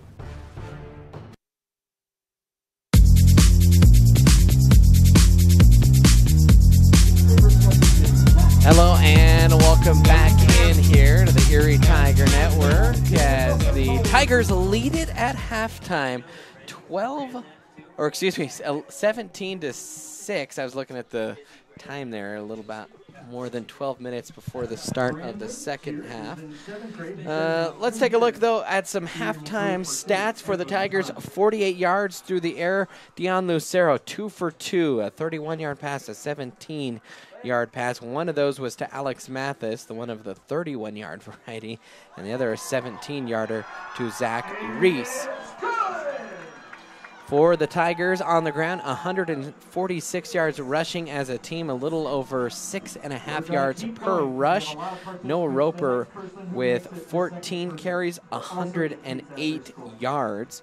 Jacob Mansdorfer, he has 6 carries for 24 yards. Colby Wingfield, 1 for 8, and Dion Lucero, 1 for 6 yards. 194 total yards of offense for the Tigers. Tigers, well, defensively, they have given up 107 yards through the air on 9 passes by Denning. 3 of those passes for over 25 yards, only 4 or 5 completions on those 9 passes. 107 total yards. On the ground, Denning, he has 3 carries for 6.5 yards. Ingle King, 10 carries, 39 yards. Garcia, 5 carries for 21 yards. So overall rushing here for the Longmont Trojans. Sorry about that. Our thing wasn't fully set up there. 67 yards rushing. In fact, only about 3.5 yards per carry. So the Erie defense doing a really solid job rushing. Elkins, he had that 30-yard catch. Ingle King with a 12-yard catch, a 9-yard catch by Yazzie Garcia. He had a 29-yard catch that was a beauty one-hander and a 27-yard catch, 174 yards. It was Longmont that got the scoring started from about a half a yard out. Denning pounded it between the tackles on the quarterback keeper. That was with 7:50 remaining in the first quarter. They missed the extra point, and it was 6-0 Longmont at that time. Then the Tigers immediately drove right back down the field on their first possession. Got it first and goal inside the 10. Couldn't quite punch it in from there. Ended up settling for a 24-yard field goal with 2:51 left in the first quarter. That would cut the lead in half, 6-3. Tigers would then force a quick 3-and-out, and they came back on the field, and they were explosive from the get-go. It was Jacob Mansdorfer, though, that capped it off with an 8-yard touchdown run in the first quarter with 10 seconds left. They would lead it 10-6. Then in the second quarter, the Tigers were driving a huge long drive that started all the way back at the Erie 1. It was on a 3rd and about 6. And Noah Roper had his biggest run of the day of 41 yards. That one got it out near midfield. Then the Tigers continued to drive it down inside of the Longmont red zone, where Jacob Mansdorfer punched it in from 3 yards out in the second quarter with 3:54 left. The Tigers would take a 17-6 lead. They ended up forcing a punt before the end of the half, and then they just took it into halftime with an 11-point lead. And if I were to sit here and tell you before the game started that Erie would have an 11-point lead, or I'll just say right now, Erie has an 11-point lead going into the half, I think you got to be pretty happy about that. Absolutely. Erie has really picked it up from the first drive defensively. They have held Longmont to minimal rushing yards, only given up 107 passing yards, and only given up 6 points. I think that Erie has been doing what I think they need to do in the pregame, which is win the turnover battle and win down in the trenches, and that's what they're doing right now. You see, example A is when Longmont had the ball at the Erie 1, and they stopped them and went 99 yards the other way to score a touchdown. Excellent play by Erie so far. Fans, don't forget to follow us on social media. You can like the Erie Tiger Network Facebook page. Follow us on Twitter at Erie TigerNet. Also, be sure to check out the Tiger Times. We will have a post-game recap of this game by Grayson Blaylock up on the Tiger Times after this one. That's ErieTigerTimes.com. You can also follow us on Twitter at Erie Tiger Times. So we are going to take another timeout here as the Tigers, once again here at halftime, they lead it 17-6 over the Longmont Trojans. It's been a good one so far. More fireworks still to come here on the Erie Tiger Network.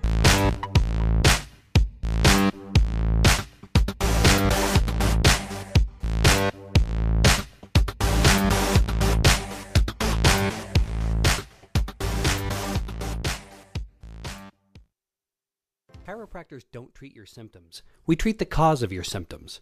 On your first visit, we'll review your medical history and examine your vital signs, posture, strength, and reflexes. We'll also perform tests which are designed to give us insight into what may be causing your problem. The doctors at Great Day Chiropractic don't just treat adults. We also treat children of all ages. We're located in historic Old Town Erie at 515 Briggs Street. We're open 5 days a week from Monday through Friday and the second and fourth Saturdays of each month.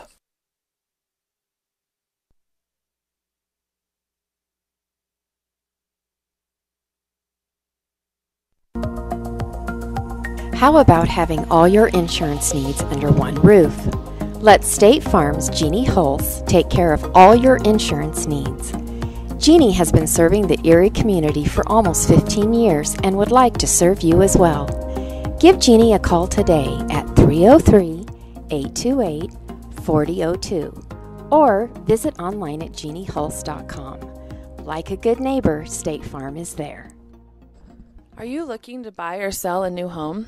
Jen McGurk, an experienced real estate agent serving Erie, Vista Ridge, and the surrounding Denver area. For years, Jen has assisted all types of buyers and sellers with their real estate needs. Give Jen a call today at 303-949-3331 or check out Jen Realty online at jenrealty.com.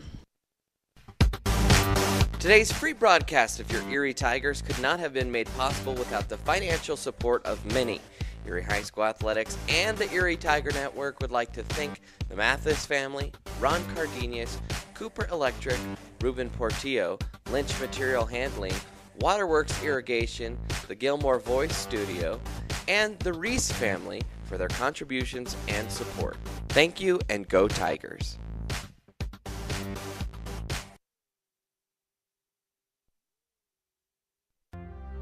Go Airheads Airsoft Field and Store in Erie gives children, teens, and adults an exhilarating, unforgettable experience in a unique battle zone. Play against your friends and friends-to-be. Even play head-to-head against an army of zombies during our I Am Zombie game. For more information, please be sure to check them online at goairheads.com.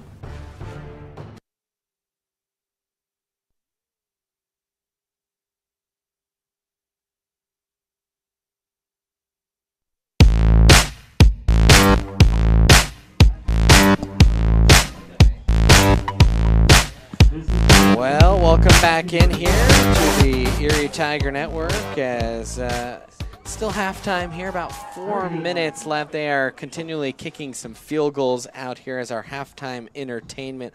A long line of people just wanting to kick field goals, and even I think the mascot's trying to get in on the action. A couple of other quick announcements. The Erie Choir Department is having their 6th annual Cookies and Cocoa reception during their concert. There's the information right there. The silent auction and reception will start at 5 p.m. The winter concert starts at 7. That's on December 11th. Be sure to check all that if, well, Mrs. Bird would get on my case there if I didn't mention that. So she sent me the graphic. We gotta be sure to check that out. That's always probably my favorite choir event of the year. Really gets you into the holiday spirit. So Tigers down by or up by 11 here. It's a little chaotic sometimes here in the booth trying to run our audio stream, but Alex, you think about all the success the Tigers had on the ground. If you're Coach Cooper in the locker room, what adjustments, if any, do they need to make? I think maybe an adjustment that they do need to make is make sure that, you know, they have been running Wildcat a lot, and they've had mixed results with it. You know, we had Roper with a 41-yard, extremely great run from our own 1-yard line, but a few plays have been kind of caught at the line of scrimmage. So I'd say, I don't know, maybe mix up the schemes when it comes to the Wildcat formation. As for defense, they have really stood up in the second quarter in particular. I think the passing defense has got great, and the running defense, I'd say just keep doing what you're doing.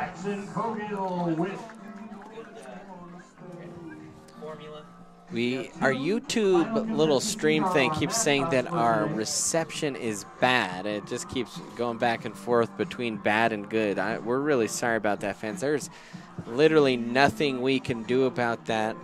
Verizon, for those of you that have Verizon, live in the Erie area, you know that there is absolutely no Verizon service here at the stadium or in lots of parts in Erie. So we have a T-Mobile hotspot, and that's usually pretty good, but there are a lot of fans here. You look on the Longmont sideline, not only are their stands packed, but they brought in those extra girders. Not a far drive, obviously, but this has got to be by far the most people that have ever been in Tiger Stadium for a football game. Absolutely. I mean, you look all around the stadium, and there are people sitting and watching this prime game. You got a crazy Erie turnout with people packed in the stands all the way to the side, both sides actually, and then Longmont with the extremely great visiting squad coming up. They're just packed on the track, and they're in the back. Some people back there brought their horse. It's great.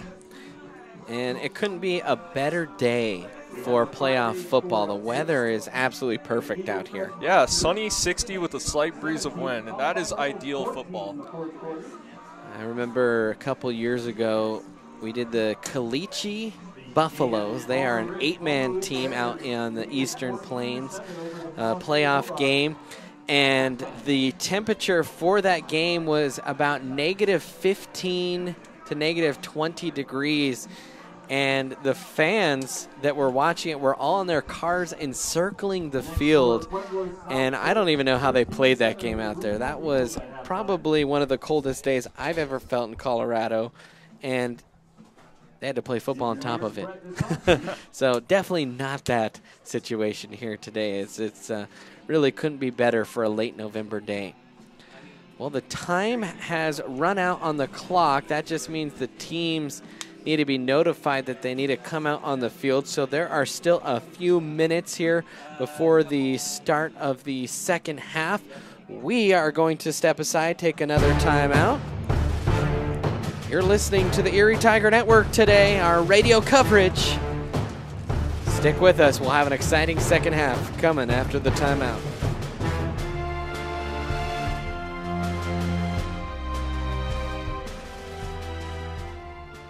Chiropractors don't treat your symptoms. We treat the cause of your symptoms. On your first visit, we'll review your medical history and examine your vital signs, posture, strength, and reflexes. We'll also perform tests which are designed to give us insight into what may be causing your problem. The doctors at Great Day Chiropractic don't just treat adults. We also treat children of all ages. We're located in historic Old Town Erie at 515 Briggs Street. We're open 5 days a week from Monday through Friday and the second and fourth Saturdays of each month. How about having all your insurance needs under one roof? Let State Farm's Jeannie Hulse take care of all your insurance needs. Jeannie has been serving the Erie community for almost 15 years and would like to serve you as well. Give Jeannie a call today at 303-828-4002 or visit online at jeanniehulse.com. Like a good neighbor, State Farm is there. Are you looking to buy or sell a new home? Jen McGurk, an experienced real estate agent serving Erie, Vista Ridge, and the surrounding Denver area. For years, Jen has assisted all types of buyers and sellers with their real estate needs. Give Jen a call today at 303-949-3331 or check out Jen Realty online at jenrealty.com. Today's free broadcast of your Erie Tigers could not have been made possible without the financial support of many.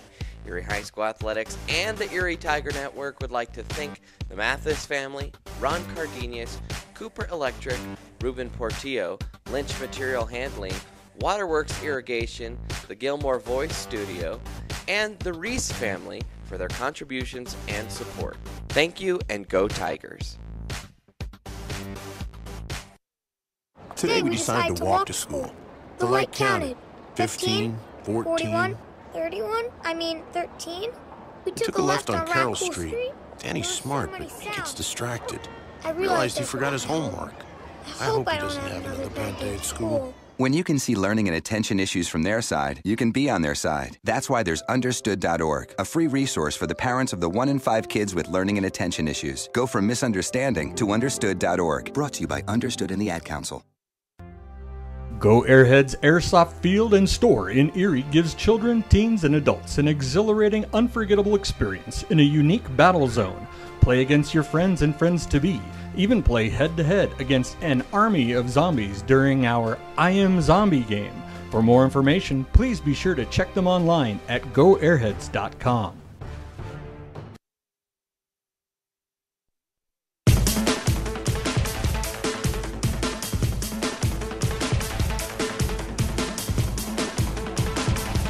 And welcome back in Erie Tiger Network. Brandon Bird, Alex Van Brocklin here with you live at Tiger Stadium as we are getting ready for the start of the second half.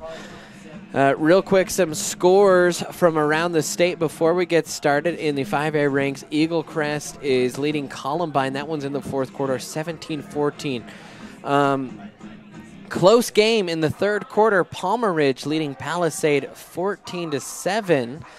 Grayson Blaylock has told us that Palmer Ridge's quarterback has gotten hurt. Strasburg at halftime, they lead Centauri. That one in 1A. In 4A, Pine Creek leads Pueblo West 14-0. That one at Dutch Clark Stadium out in Pueblo. In also 1A, I believe, Bayfield leads La Junta 20-7. That one at halftime. In 4A, Pueblo South currently leading Broomfield 13-7. In 8-man, I believe. It's 8-man or 6-man. Can't quite remember. Sedgwick County leading West Grand 28-0. And then there'll be a couple more games today. I know Grandview takes on Pomona. I thought there was another game down in Pueblo, but a lot of good games across the state if you are into playoff football. So here we go. Erie will receive here to start the half. I think that was another factor why Coach Cooper just really played for time there at the end of half number 1, and smartly so. Is because Erie will get the ball to start this half. And if you're Erie, you get the ball. If you're able to score here, that, with how well they've been running the ball today, their defense has been playing pretty good, that's going to be pretty tough for Longmont to overcome, and that would be a huge boon for the Tigers. Yeah, absolutely. It's kind of a role reversal right now because Longmont had been known for kind of putting up points early and getting the lead like they did last week against Meade, and Erie had kind of been known for coming back late in the game. Example against like Pueblo East and both Durango. But if Erie can score another touchdown here, it's going to seem like a mountain to climb for Longmont. Kickoff will be taken actually out of bounds, and Wingfield touched it before it went out. That was heading toward the sideline, and because Wingfield tried to field it instead of the ball coming all the way up to the 35 or 40, I mean, it's now at the 6. Oh, man, that's a little mistake for Erie right there. You know, they still have the ball right now and the lead and some of the momentum going into halftime, but that right there is just a little scratch. All right, so 1st and 10 for the Tigers at their own 6. Not quite how you drop the opening half kick return. Mansdorfer will come out here with Roper, and I can't quite tell who's going to take the snap here. I think it's going to be Mansdorfer. We'll check the play at the line. Now looks in toward the sideline. Tiger coaches, Coach Toof, the offensive coordinator, funneling in the plays from the booth. Handoff to Roper, following the pulling blockers, and that was Cam Marcucci that pulled in. The hole looked real big for a second, kind of closed up, but a decent gain on 1st down there for Roper along the left side, a pickup of 6 on the play. Yeah, good play to start off the second half. You know, it's just a little momentum play, see what they can do from here. Quick snap, handoff to Roper, same formation, just trying to be patient, follow his blockers. Now he lowers the head, churns the legs, and tries to lean it up close to the 15. That's going to be about 3 yards short of the 1st down here. Pickup of a couple. Same exact play as the 1st down play, just a little snap to Mansdorfer and hands it off to Roper to the left side. Tigers really haven't tested Longmont too much on the edges. No sweeps today. Now Coach Cooper signaling in the play. Mansdorfer checking the play at the line. One wide out. Ball spot on the near hash. Handoff to Roper. Left side has the hole. Cuts back. Has enough for a 1st down as he tumbles his way across the 20 out to the 22-yard line. And a good pickup there for the Tigers. And they get that first down. Anytime you can get that first down, that always seems to settle an offense down and get them into rhythm. Definitely want to avoid 3 and out in that last play, and they kind of with their bread and butter right there the second half so far, just giving Roper the ball to the left, and he managed to push through, get the 1st down. So 1st and 10 here. Ball spotted at the 23 here. Lucero back out there for the Tigers. They'll send Roper in motion. Now empty backfield for Lucero. Lucero just going to take it and run over the right side on a draw, and then he gets dragged down from behind by Townsend and then hit hard up high. But a pickup there of 4 on the play for Dion Lucero. Interesting play. They bring Lucero in for the 1st time this half, take the ball, and he just does a little quarterback draw right there. Now Mansdorfer checks back in here for Erie. 2 wide to the near side, and Gilmore and Mathis, a tight end and an H-back. And a false start is going to be called on Zach Reese as he took a step forward, and then he actually tried to sneakily act like he was in motion. That was probably the best acting job of motion I've seen here at the high school level, that, hey, I wasn't jumping, I was in motion. You know, real creative play by him right there. Unfortunately, didn't fool the refs. Now 2nd and 11. Ball back to the Erie 22. Lucero back out there. In the pistol, Roper behind him, 2 wide to the near side. It's going to be a pass play here for Lucero. He's going to throw it down on the run, and Mansdorfer's going to draw a penalty. He couldn't get anywhere past the defensive back because the defensive back kept pushing him. That was Grant Rulon. Not sure that was as much pass interference as it was more an illegal contact down the field. Yeah, I mean, Mansdorfer was going down a seam route on the left side of the field and was essentially blocked. And they do call pass interference right here. I thought they might call that uncatchable. Lucero. So was that 5 or 15? Oh, 15-yarder. And first down here for the Tigers. Now they'll come out with 3 wide. Mansdorfer, Mathis, and Gilmore wide to the right. Roper, the only one in the backfield for the Tigers. Longmont still stacking the line of scrimmage here. We've seen Roper throw 2 excellent passes this season. He'll take this one, runs it on the left side, cuts back over the middle, and then gets hit and just tries to go over the top of Austin Hassler and just churns out 4 yards. Yeah, another direct snap to Roper right there. Got about 4 yards. He kind of ran into a wall of defenders, managed to get a escape from him and get a few yards. Decent pickup though on first down. They'll stick with Roper in the backfield with Mansdorfer this time.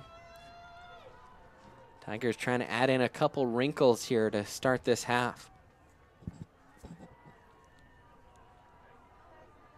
Tigers really taking their time. Running out here on the play clock. The official signaling 5 seconds, 4. Here goes the motion. Do they get the snap off? They just do. No.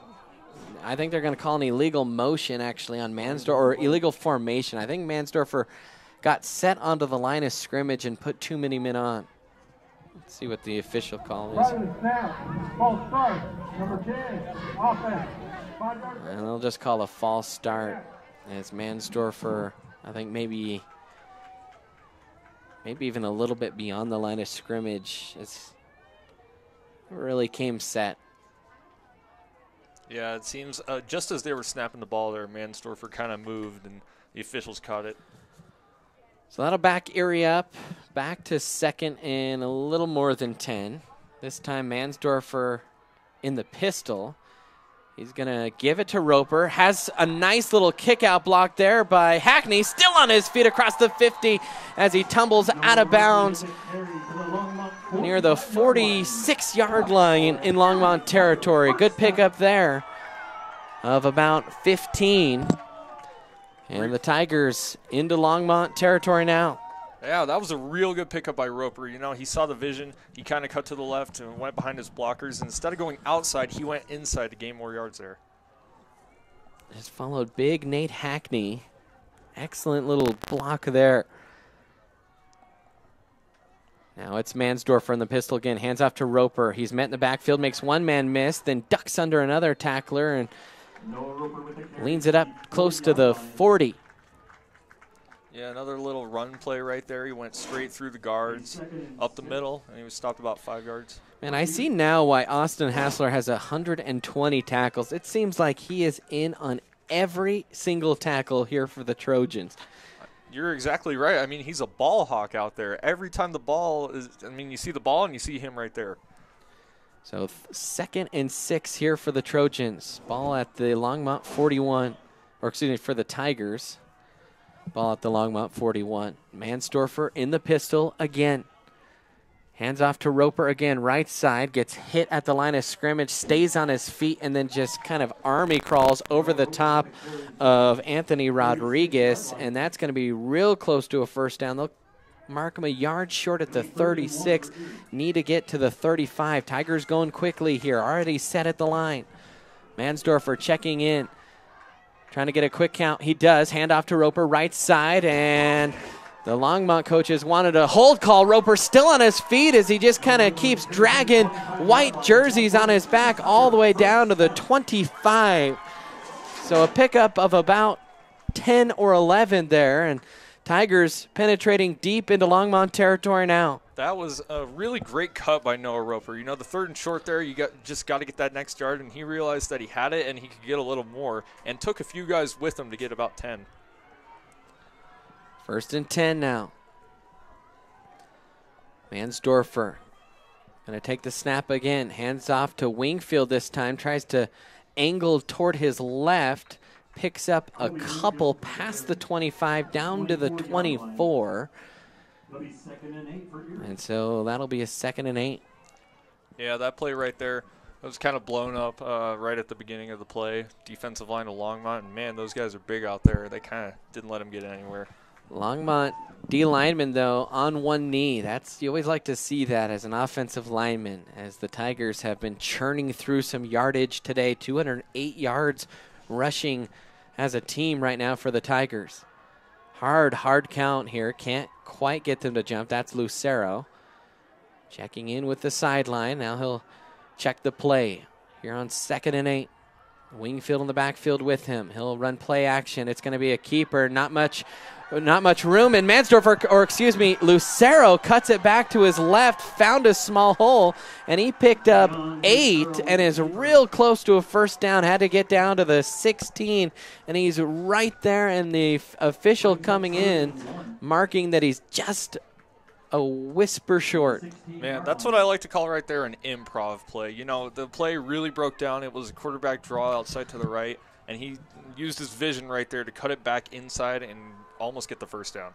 Now it's Mansdorfer and Roper in the backfield. Roper's going to be the one to take the snap. He will just follow Mansdorfer. Plenty of room for a first down. Continues to move the legs like pistons in a car across the 10 down to the 7-yard line. And so a first down and goal now for the Tigers. That's just hard running right there. You know, they've been using this package kind of all day where they got Roper and Mansdorfer in the back, and he just ran straight up the middle and got a 1st and goal. 4:30 and counting here. Our clock a little bit ahead. Roper takes a snap, fakes the handoff, up the middle, and he walks into the end zone for a Tiger touchdown.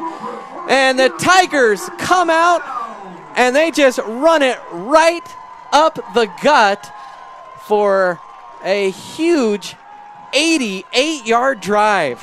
That was a huge drive, right to start the second half like that. What a hard-running play by Noah Roper the play before, and then this play, he just looks like he can't be tackled. He's dragging the whole Longmont team with him. Excuse me, I think that was a 94-yard drive. That started all the way back at the 6, so 2 90-plus yard drives for touchdowns for Erie today. Snap is good, kick is up, and it is good. The Tigers score on their first drive. They lead it 24-6. We'll take a timeout. Tigers lead it here on the Erie Tiger Network.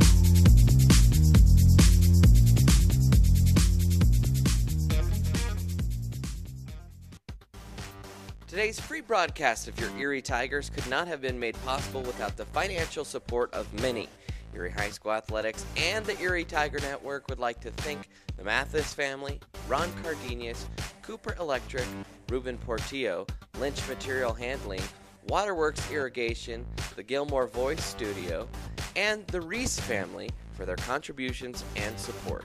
Thank you, and go Tigers.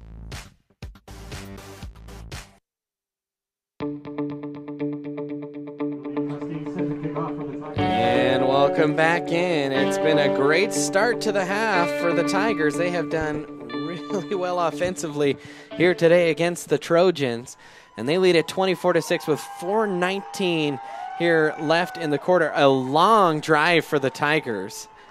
Took off a lot of clock and scored. Love to see that. Costine sends this one high, fielded at the 1.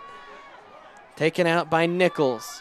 Trying to reverse field, still on his feet, but he is finally devoured by a slew of black jerseys at the 21. And that is where Longmont will start their first drive of the half. And man, it's been, just in terms of sheer time, at least half an hour since Longmont last touched the football with their offense. Yeah, a great possession right there to really kill some time. They took 6 minutes and 49 seconds off that clock. Or sorry, 7 minutes and 49 seconds, excuse me. Denning alone in the backfield, 5 wide. He's going to drop back to pass, looking, fires the post route. It's caught over the middle, and then getting dropped as soon as he caught it was Nichols on a pickup there of 25 yards on first down.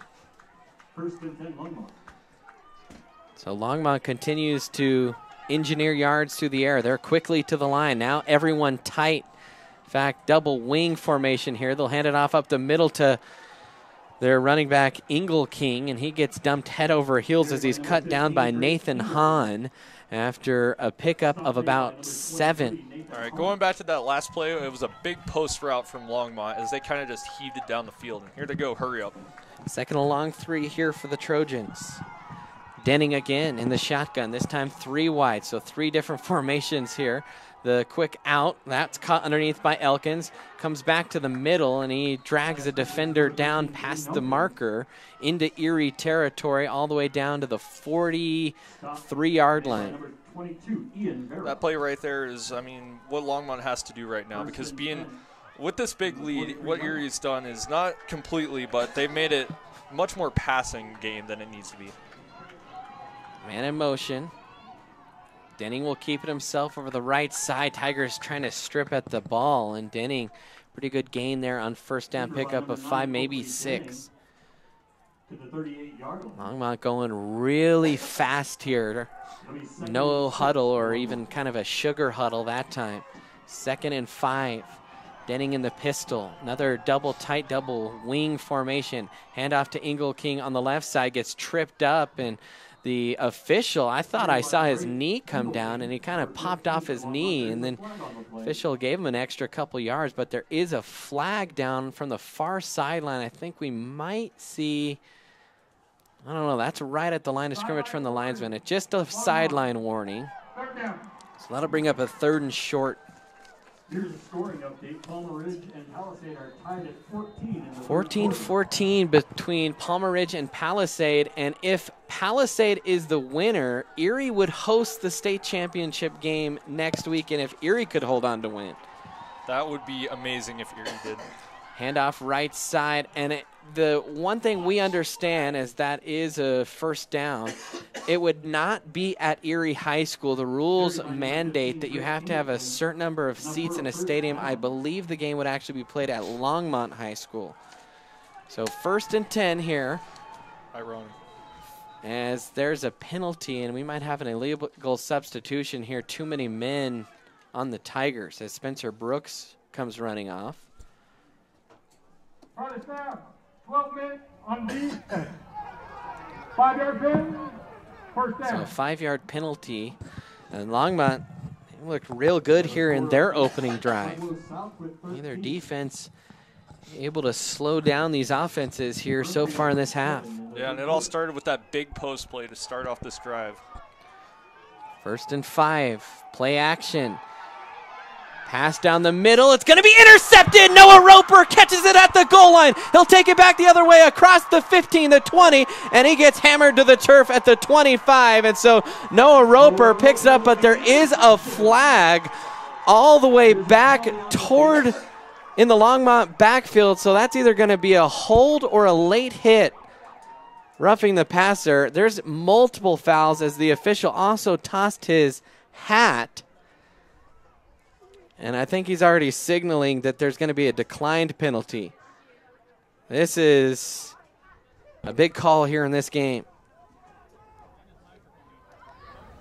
I'm going to turn up our field mics here a little bit, see if we can't hear the official. Personal foul, face mask offense. That penalty is declined. During the return, blocking in the back, return team. That penalty will be forced from the right 10 yards, first down. All right, so a face mask on the Trojans that was declined. That was before the pass. Then Roper's return that got out to the 25. That's going to be backed up a little bit as there was a block in the back called on Erie. But a huge interception by Noah Roper. Yeah, going back to that interception, that was huge. You know, what Longmont has been doing all day is they've been doing kind of beating Erie with the long pass. You know, and they finally got him here. Noah Roper was playing safety, playing zone coverage, got the pick, and, man, what a big break for Erie. So the ball's on the 15-yard line. It'll be first and 10 Erie. So first and 10 at the 15. That's where Erie will take over. It'll be Mansdorfer all alone back there. Mansdorfer is going to fake one way, run it over the right tackle, chops the feet, and picks up 5 yards. Number 10 keeps the ball, runs to the 20-yard line.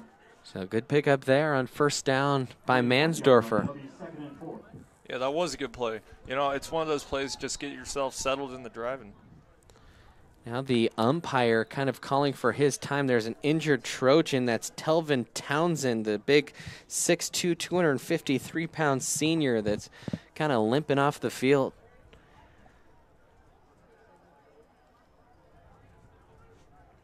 You see that? If you're an Erie offensive coordinator, that might be the spot on the defense you want to attack. Mansdorfer again all alone in the backfield. Zach Reese, kind of the H-back. 3 wide or 2 wide. Yes, 3 wide to the right side. Mansdorfer keeps, knifes his way sideways through a hole. Has enough for a first down and then a couple more. Pickup of about 7 all the way out to the 27. And, yeah, that was a real good cut by Mansdorfer. He kind of might have picked that up from Noah Roper, but he went to the left and cut it back inside, get the first down. Tigers really mixing up their formations here to start this second half, and they have run the ball extremely well behind this excellent offensive line here for Erie. Erie will lose Gianni Vallada and Cameron Marcucci, but a couple juniors and a sophomore starting, so this line could be good for a couple more years here. That one is taken over the left side on first and 10 and a pickup of 2 from Mansdorfer. Yeah, Longmont did a good job right there. They didn't want to be fooled again, and they stopped Mansdorfer from progressing. Good stop. No sign of, well, no Roper, just kind of hanging out on the sideline. I think the Tigers, it's possible they're sensing that they're up and they're just trying to milk a lot of clock. In fact, Coach Cooper even pointing to the clock. I think they want to give Noah as much rest as possible and just burn off as much time. And that will do it here in the quarter. So the Tigers, at the end of 3, they lead it 24-6, 12 minutes from earning a berth in the state championship. You're listening to the Erie Tiger Network.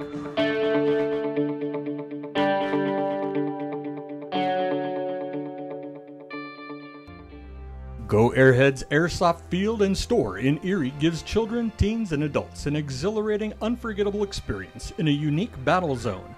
Play against your friends and friends-to-be. Even play head-to-head against an army of zombies during our I Am Zombie game. For more information, please be sure to check them online at goairheads.com.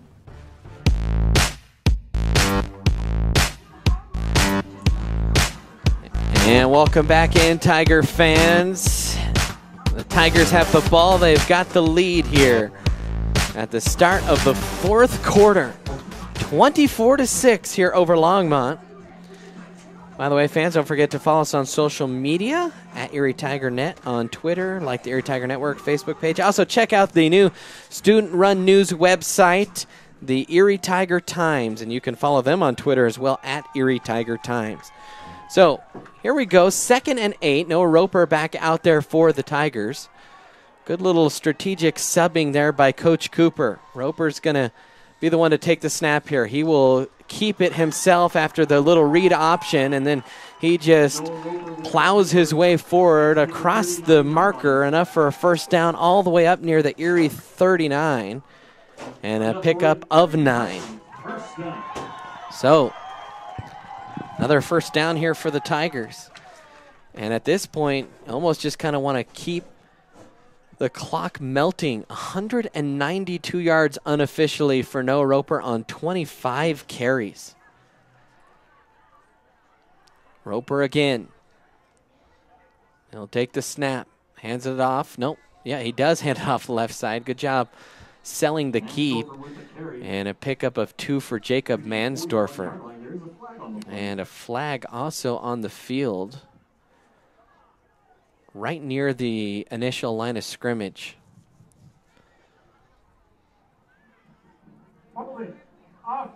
So they're going to call a hold on Erie. Well, going back to that play before, that was a real good run by Roper. As you said, Coach Cooper, not putting him in the third quarter, letting him rest for a bit, and he comes out and gets a first down. So now clock running, under 11 and a half minutes left. 1st and 20 now for the Tigers. It's going to be Roper and Mansdorfer in the shotgun here. Roper's going to keep it, tries to stretch it out, cuts it back in, takes a heavy shot up high, and gets it back to the 31, a pickup of 1 on the play. Longmont is really trying to stop the Tigers right now. I mean, that's something that they really haven't been able to do. As far as I can remember, the Tigers have scored on every single possession today, and they're melting this clock. I don't know if the Tigers have this play in their arsenal would do it, but the corner that's guarding Mathis is basically giving up any outside leverage, and if they sent a little fly pattern, and they are going to call an illegal motion here. As they sent Mathis in motion, he started up the field before the snap. So, actually that was Jaden Gilmore, not Alex Mathis, out wide here for the Tigers.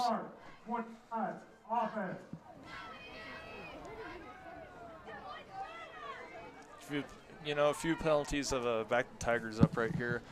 Got quite a ways to go on this second down, but at this point, they're probably not aiming for the first down. Just run the clock. Yeah, chew through some clock, keep the ball on the ground. I think the strategy here. Now 2nd and 25. Got to get to the 49. The ball spotted all the way back at the 26. I guess 2nd and 24-ish.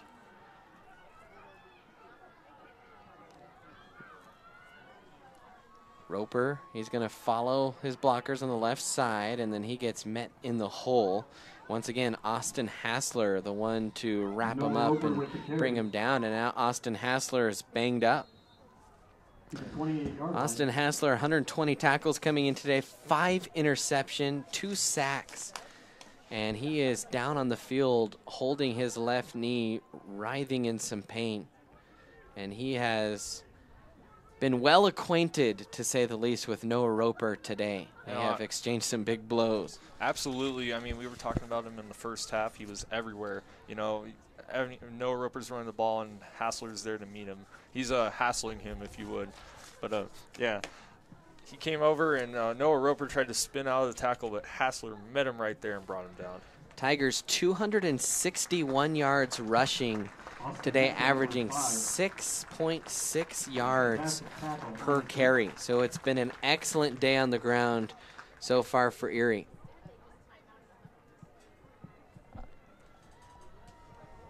So 3rd and real long here. Injury stopped the clock with 9:49 left.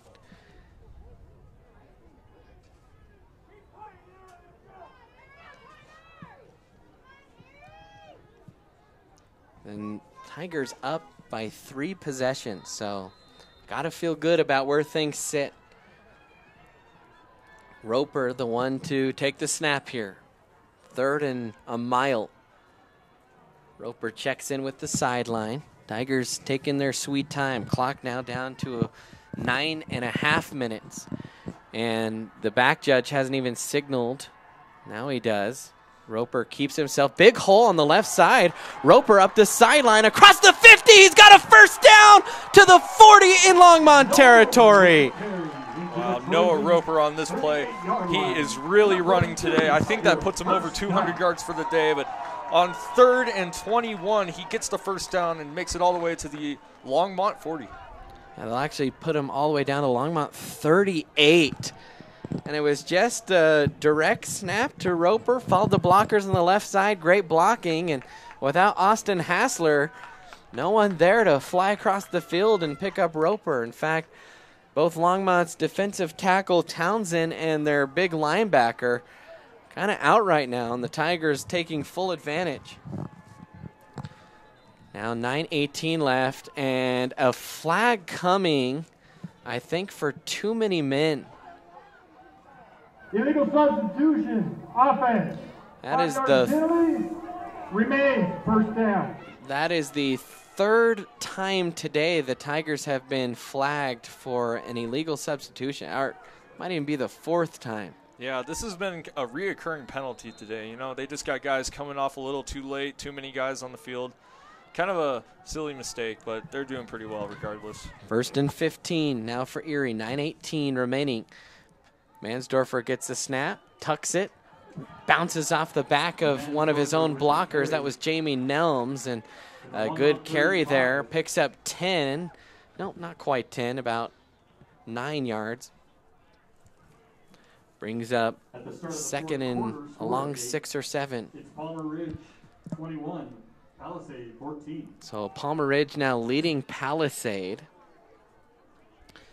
And at this point, you start thinking about the scenarios. Erie would have to go down to Monument to play at Don Breeze Stadium there next to Lewis Palmer High School to take on Palmer Ridge if the scores hold as they are.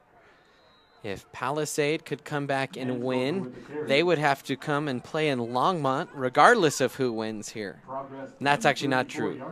Palisade would host if Longmont won. And Longmont would have to go up to Palisade should Longmont complete the comeback. 3rd and 5 now after a short run. Roper all alone in the shotgun, 3 wide to the near side. A tight end and an H-back to the left. Showing blitz is Hassler, who's back in the game, and Erie taking their sweet time under 8 minutes and counting here in this one. Roper's going to take the snap. He'll run it over the left side. He's close to the marker. I think he's got another first down. And so on a 3rd and 5, he picks up 6, and the Tigers continue to just vaporize time off this clock. This drive in particular has been just completely demoralizing if you're Longmont's defense. You got to get a stop here to try and save some time for your offense. And they will actually come out to measure. I thought initially from our angle it looked like he was beyond the marker, but they called it down right at the marker. So this will either be a first down or 4th and maybe an inch. See here, they'll stretch out the chain, and the Tigers have it by about half a football. And this is a championship caliber drive here from Erie. Yeah, you're right. I mean, they're really showing what they're made of. This rushing attack is unmatched from what I've seen. We have seen the Tigers have a 99-yard drive, a 94-yard drive, and now they are, again, engineering another great drive. And really, they're, more than anything, they're just trying to take time off the clock. 7.5 minutes left. And the way they're lining up, it's just Roper taking the ball, and they're basically saying, we're going to run, you stop us. And Longmont has not done that so far. The snap, handoff that time to Mansdorfer, and he ran into the back of his own teammate and tumbled to the turf right at the line of scrimmage. So 2nd and 10. 237 yards rushing for Noah Roper, 316 for the Tigers. They've only attempted one pass here in this half, and that was a pass interference call. They gave the Tigers a first down on their touchdown drive. Roper, he's going to keep it this time on the fake. Steps through a hole, dragging defenders, and gets pelted forward. A big pickup there of 16 yards for Roper inside the 15, all the way down to the Longmont 14-yard line. That was a huge pickup by Noah Roper. He went inside to the right and just tumbled through some guys on the Longmont defense. So 1st and 10 here, 6-18. The Tigers sideline feeling it. They can taste a berth here to the state championship. Once again, Erie really taking their time here. Checking in with the sideline. The back judge hasn't even officialed or signaled that it's under 10 seconds. They'll still snap the ball, handoff left side to Mansdorfer, big hole, and he's going to lean forward for about 8 yards on the first down carry. He was bouncing off different defenders, off teammates' backs, and picks up 7-8 yards. And the Tigers knocking on the door from putting the icing on this game. Yeah, that was a real good run by Mansdorfer. You know, and once again, like you said, they're just taking their sweet time down here. Play clock is going down to 1 every single time. Roper on 2nd and 3. He's going to follow Mansdorfer on the right side, hesitates, goes up the middle, and he's going to be tackled on the 1. So a first down for the Tigers, and it'll be 1st and goal from the 1. Of all the scenarios you imagine that this game could go, I don't think you imagine that Erie would have the ball with under 5.5 minutes left, up 24-6. Knocking on the door. Knocking on the door. Yeah, this is quite unexpected. Roper up the middle into the end zone, and the Tigers score a touchdown. Noah Roper 1 yard out, and they lead it 30-6 with 5:07 remaining. This play, this drive actually was probably the nail in the coffin here for Longmont. Erie took their sweet time and went all the way down the field just to add on another 7. Well, 6. Now Furman, the holder, Castine, the extra point kicker here. The snap is high. Good hold by Furman. The kick is up, and it is good. So there you go. The Tigers lead it 31-6. We're going to take a quick break. 5:07 remaining here on the Erie Tiger Network.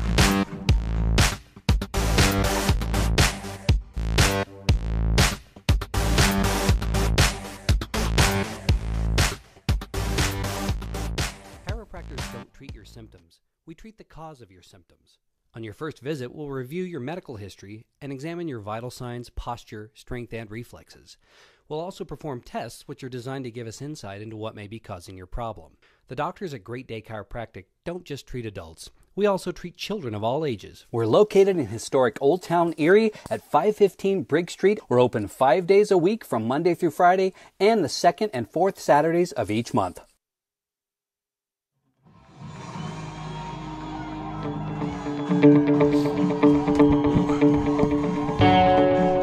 And welcome back in. It's time for the Tiger kickoff team to come out, and Castine with a little extra juice. That one sails 3 yards through the back of the end zone, and everyone juiced up right now for the Tigers as they can sense they are 5 minutes and 7 seconds here from earning a berth to the state championship. This would be huge for Erie. As we said a lot of times during this broadcast, they haven't been to the state championship since 2008, and that overtime loss was crushing for them. This would be amazing if they could make it. So 1st and 10 here for the Trojans. This is only their second possession of the half, I think, as Denning drops back to pass. He is swarmed by a slew of black jerseys. Nate Hackney in there. He'll get the sack. And the Tigers will take another big play there defensively. A 3-yard loss on the sack. Nate Hackney has been having a great game. Not the first time we've called his name. Second and long here for the Trojans. Play action. Denning's going to stop, look back across the field. Ball is batted away, and they're actually going to call pass interference on Nate Hackney, trying to cover the player out in the flat. And they need to discuss, because I thought the ball was tipped at the line of scrimmage, and if it was, that would nullify the pass interference call.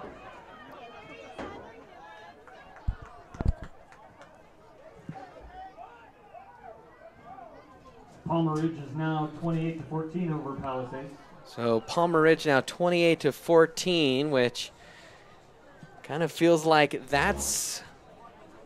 Pass interference, 54, defense. 15 yards from the previous spot. First down. Not too many times as a defensive lineman do you get called for pass interference, but Nate Hackney called for the interference there. If you're a defensive lineman and you're getting called for pass interference, that might be something to brag about, because not every guy's done that. Good coverage by Hackney, just a little bit early on the contact. First and 10 here for the Trojans. Ball at the Erie at their own 32. Here's the bubble screen inside. That's Yazzie with it, still on his feet, enough for a first down and then a little more, and he picks up about 13 yards up to the Longmont 45. 4.5 minutes and counting. Yeah, good little bubble screen. I like the quick play option for Longmont. Get a few yards. Here's the snap, looking right, the throw out into the flat. Underneath it's Elkins. He'll reverse field. He has about 8 yards before he's finally corralled and brought down, shy of the first down. And the clock continues to roll. 4 minutes and counting here. Into Erie territory, though, goes Longmont, down to the Erie 46, 47-yard line. Denning takes a snap, fakes the handoff, steps up in the pocket, fires over the middle, has a man. That's Fife, and Fife will bring it down to the 33 before he's tackled. That's another first down. 3:46 left as the clock stops for the chain to move. Quickly now goes Longmont. Denning looks, fires again underneath. That one hits the turf in front of the intended receiver. That was Sage Yazzie. And that'll bring up a 2nd and 10 here for the Trojans. Yeah, I think they were going a little too fast that time. You know, they rushed that play and ended up with an incompletion. Good position here for them, though. Snap to Denny. Looks right. Fires the quick turnaround route. And that was in and out of the hands of the intended target, Braden Elking, or Engelking. And that'll bring up 3rd and 10. Yeah, another play right here. You know, it was well covered by the Tigers, even though it was dropped. But, you know, it'd be essentially the game if they can get a stop here. 3rd and 10 here with 3.5 minutes left. The quick pass again underneath, and that's going to be just short of a first down. That was snagged that time by the tight end Fife, and it's going to bring up a 4th and 1, and Longmont go real quick here. The clock is stopped, and they are going to give a first down. Denning again. Takes a snap, play action, rolling, steps up in the pocket, fires behind the receiver. Good catch by Engelking coming out of the backfield. And then he is stopped inbounds across the 20. Pickup of about 5, maybe 6 on the play, but the clock keeps rolling. Now under 3 minutes to go. Yeah, that was, it may not mean too much, but that was an incredible catch. It was way behind him, and he caught it with one hand, his left hand. Denning in the shotgun, 4 wide, takes a snap, looks left, being flushed from the pocket, rolling to his right, being chased by Spencer Brooks. He's going to tuck his head and run, and Colby Wingfield comes and takes him down inbounds all the way from his safety spot. Wingfield comes and makes a big play as the clock now under 2 minutes and 30 seconds now. Time is running out for Longmont. They really got to get something together here. 3rd and short. Denning looking, steps up, fires toward the end zone. Intercepted by the Tigers. Back the other way goes Erie.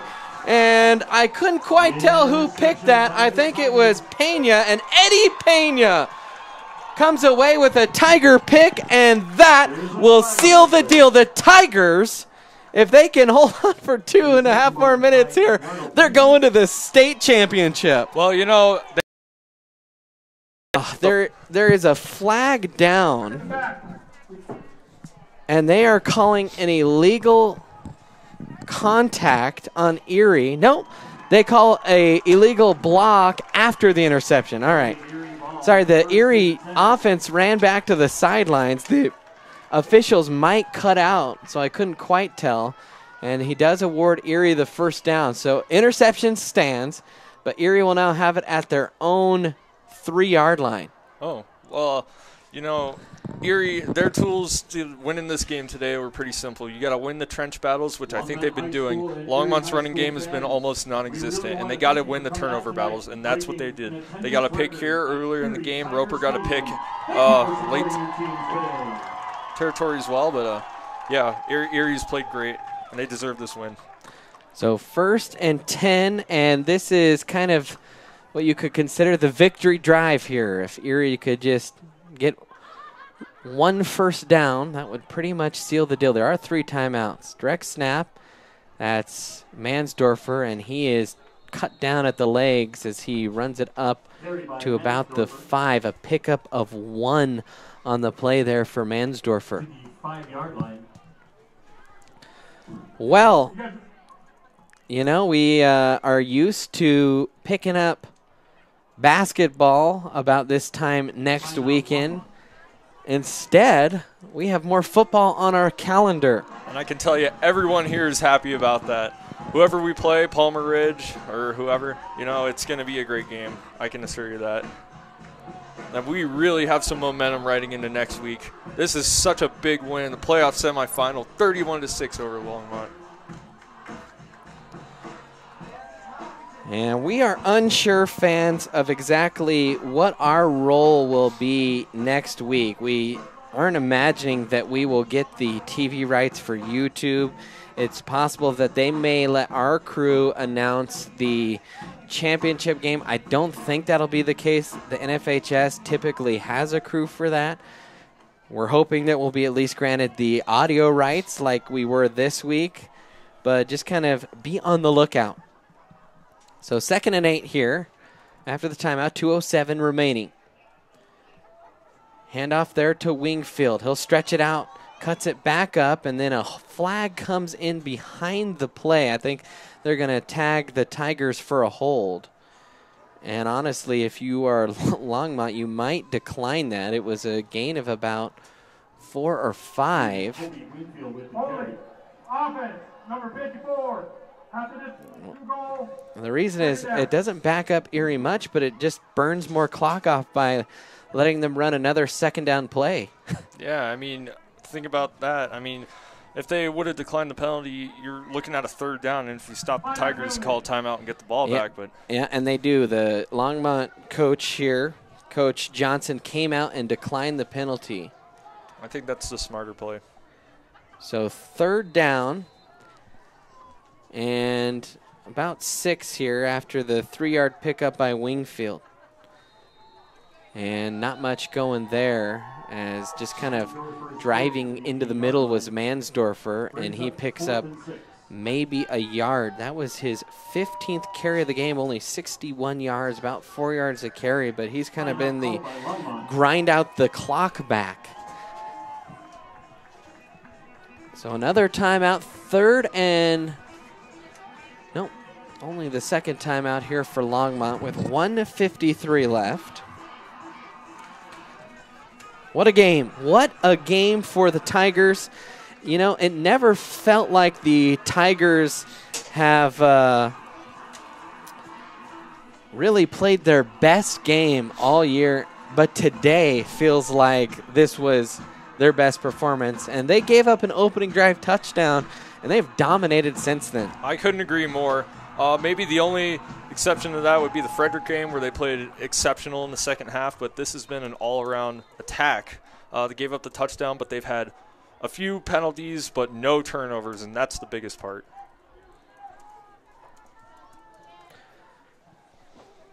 So 4th down, Costine set to punt. Longmont looking like they're ready to send the house. And the punt, nice spiraling punt toward the sideline. That'll check up at the 45, picked up finally by, I believe that's Hassler, and he is going to be swarmed.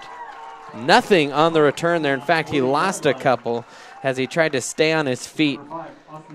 And this time Hassler was tackled by Roper. Yeah. A little bit of reversal here. A little taste of his own medicine. Longmont with 1:40. 1st and 10. So 1st and 10.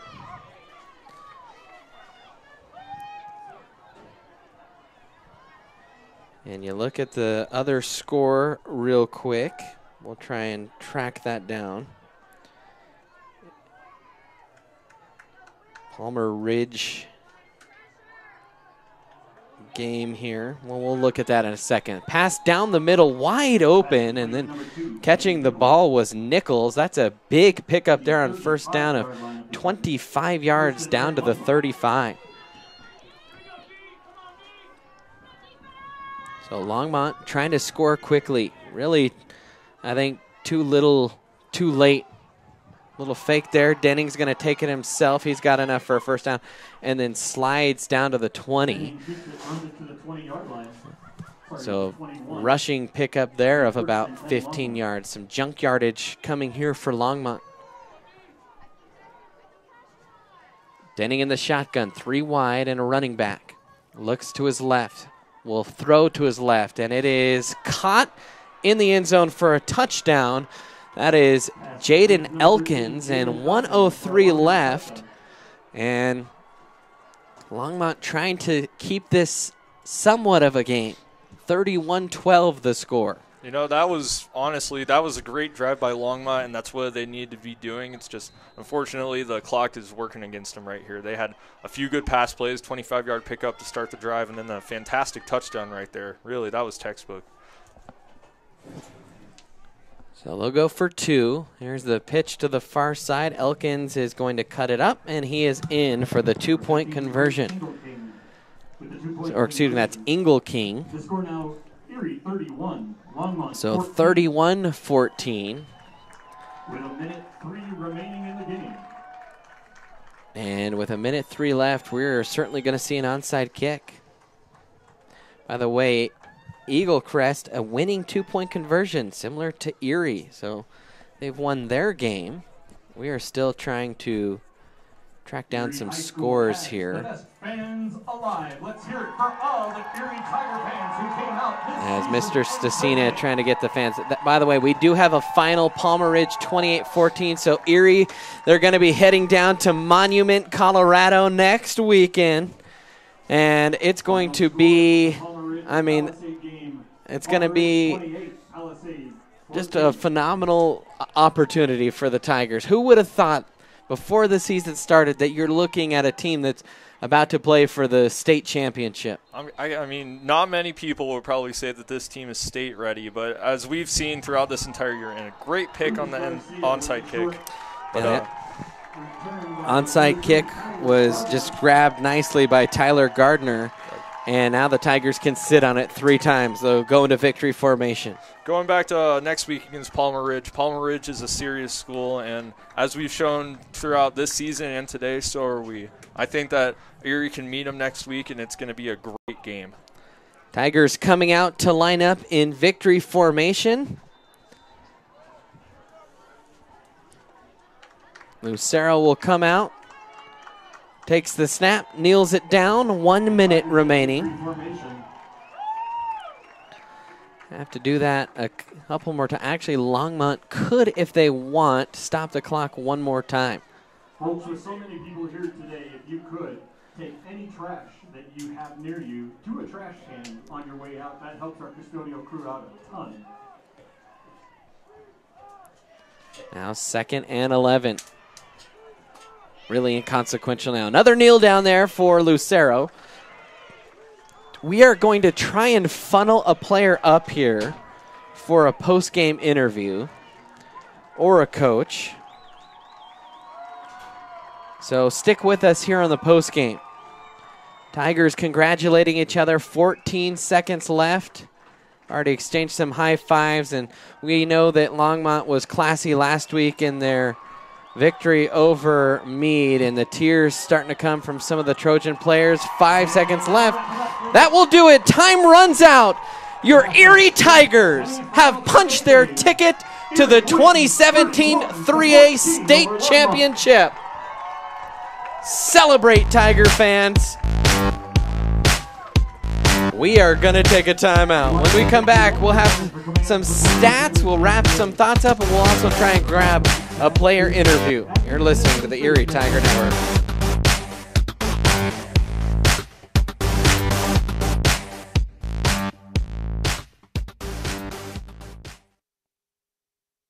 Chiropractors don't treat your symptoms. We treat the cause of your symptoms.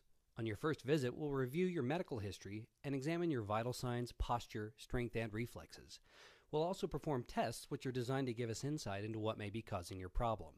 The doctors at Great Day Chiropractic don't just treat adults. We also treat children of all ages. We're located in historic Old Town Erie at 515 Briggs Street. We're open 5 days a week from Monday through Friday and the second and fourth Saturdays of each month. How about having all your insurance needs under one roof? Let State Farm's Jeannie Hulse take care of all your insurance needs. Jeannie has been serving the Erie community for almost 15 years and would like to serve you as well. Give Jeannie a call today at 303-828-4002 or visit online at jeanniehulse.com. Like a good neighbor, State Farm is there. Are you looking to buy or sell a new home? Jen McGurk, an experienced real estate agent serving Erie, Vista Ridge, and the surrounding Denver area. For years, Jen has assisted all types of buyers and sellers with their real estate needs. Give Jen a call today at 303-949-3331 or check out Jen Realty online at jenrealty.com. Today's free broadcast of your Erie Tigers could not have been made possible without the financial support of many.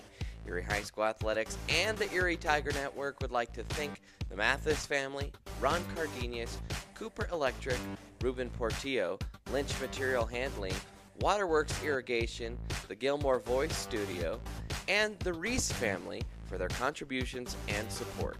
Thank you, and go Tigers. Today we decided to walk to school. The light counted. 15, 14, 31? 13?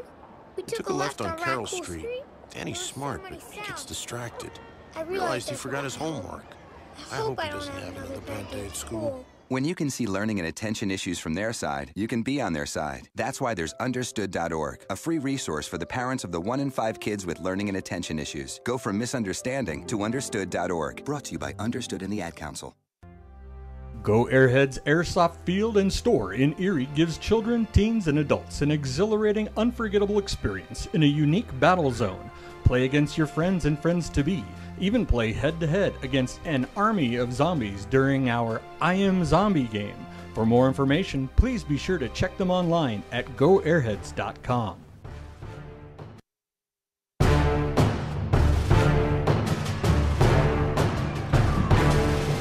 And the fans are celebrating on the field here at Tigers Stadium as the Tigers have knocked off the Longmont Trojans, and Erie is going to the state championship next weekend against Palmer Ridge. That one will be played in Monument. I believe it will be played at Don Breeze Stadium. Of course, when we find out details, you can know more. Best way to find out, follow us on Twitter at Erie Tiger Net. Like the Erie Tiger Network Facebook page. As just seeing a sea of orange and black on the field in celebration. What a great sight, and what a great moment for these students, for these players, for the parents, the longtime Tiger fans, the administration. One thing I've noticed in this playoff run is how much a good football team can positively impact the community. Absolutely. You know, Erie's a rather small town, and we haven't had this kind of publicity with our football team since 2008. And I think this is a great thing, like you said, for the students here, for the entire community, for this school in particular. And I think that the Tigers have really made us proud this season to tell everyone where we're from. We are Erie. Well, let's look over some of the final numbers in this one. The Tigers did a pretty good job defensively, almost 184. Actually, I think we missed a couple passes there in our stat book there toward the end of the game, but about 200 yards passing there for Longmont.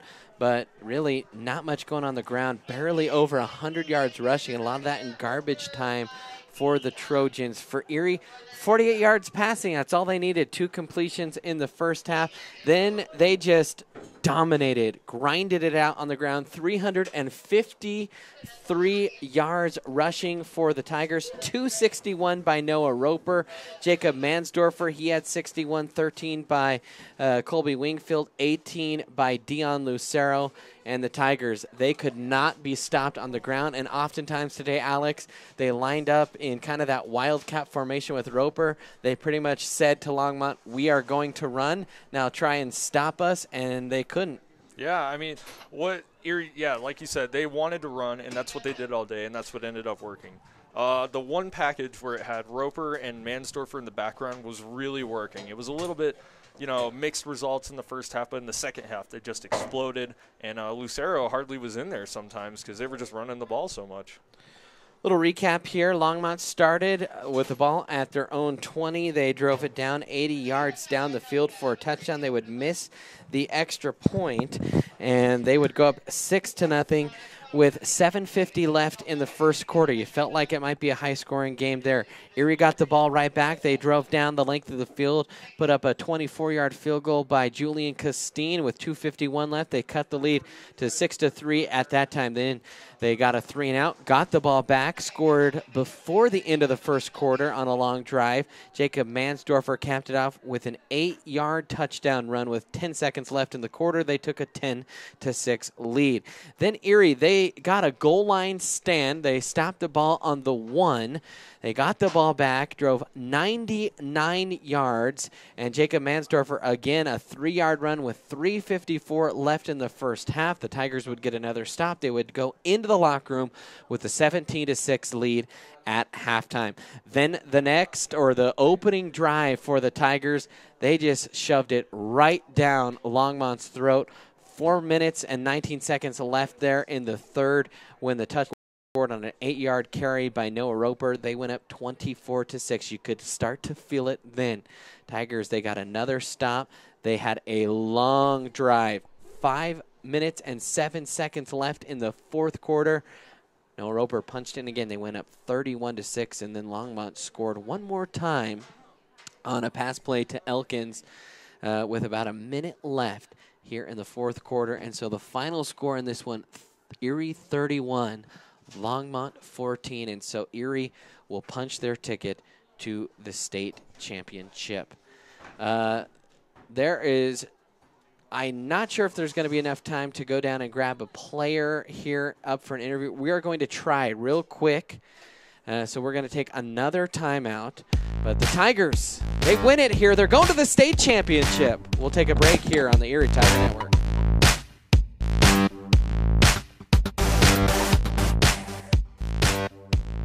Looking to buy or sell a new home?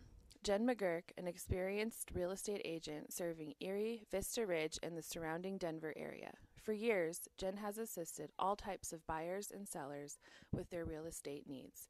Give Jen a call today at 303-949-3331 or check out Jen Realty online at jenrealty.com.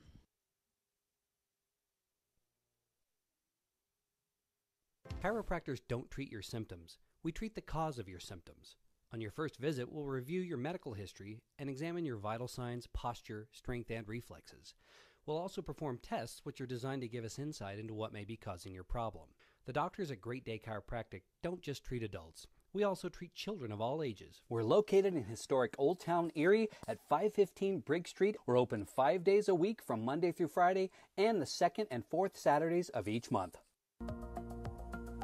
How about having all your insurance needs under one roof? Let State Farm's Jeannie Hulse take care of all your insurance needs.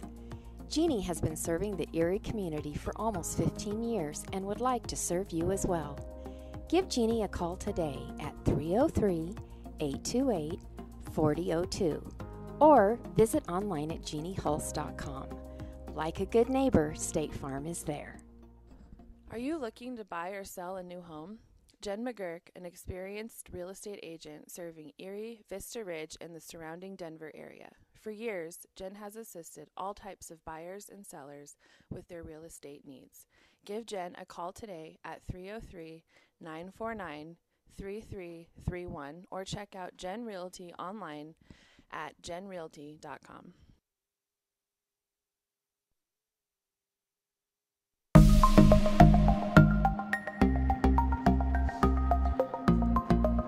And welcome back in here to the Erie Tiger Network as the Tigers go into the state championship. And joining us up here in the broadcast booth is Julian Costine. And Julian, you guys are going to the state championship. What does that feel like? Oh my God, it's the best feeling in the entire world. Like I'm speechless. You know, like as soon as we won, like as soon as like that clock ended, I was just awestruck, and I just had no words to describe it. When you're down there on the sideline and you see your teammates out there, you guys rushed for over 300 yards. What was practice like this week? What were some of the things you talked about that you guys came out and played maybe your best game of the year? Well, it was tough, you know, like we had to practice on even Thanksgiving Day because, you know, like what we always say is champions don't take days off, you know, even when it's, you know, Thanksgiving. But, I mean, all I can say is that we just practiced like our hardest. We gave it everything we had, and we treated every practice like it was a game. And that's probably part of the reason that we won, you know. Today you had a nice day. You made a field goal, all your extra points, but they looked pretty good out there. What went well for you out there? You know, over the week, me and my holder had a talk, and we started talking about fundamentals. Fundamentals are the most important thing of football. It doesn't matter what position you play. Fundamentals are the most important thing, you know, in any sport. So we just went back to square one and talked about, you know, the technique on how to hold and how to kick, and we just went from there, and that's, you know, everything got better. All right, well, thank you so much for joining us, Julian. I think also coming up here is Ethan Vera. We'll get him set up with the microphone as the Tigers, one of their linebackers here, and Ethan, or Ian, I beg your pardon. Ian, we saw Longmont. They came down. They scored on the opening drive.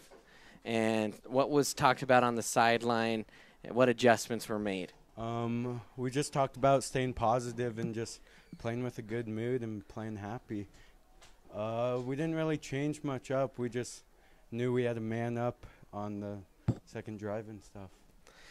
So obviously you made a lot of changes, a couple big plays that second half, couple interceptions. You're going to the state championship now. As a sophomore, what does that feel like? I know, it's pretty crazy to think about. It just makes you happy. It just, you see how much opportunity you have as a player and as this whole program does to just do something different and have a winning program from now on. What kind of things were the coaches emphasizing all week that led to such an inspired performance? Just the opportunity to be in the semifinals and have the opportunity to go state and win state is what they were telling us for the most part. It's been a good year for Erie. You hit a rough patch there where you lost a couple games, one to Roosevelt, one to Meade. At that time, when you looked at this team, did you still feel like this team was a team that was of the caliber that could go to a state championship? Yeah, I was always confident in my team. I knew with a strong back like Noah Roper and amazing offensive, defensive lines, we could do anything as a team. All right, well, thank you so much, Ian. Congratulations and best of luck next week. Thank you.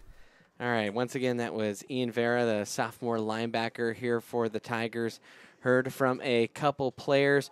We are going to step aside for about one more minute. We'll come back, wrap things up here on the Erie Tiger Network. Shut up and sit down.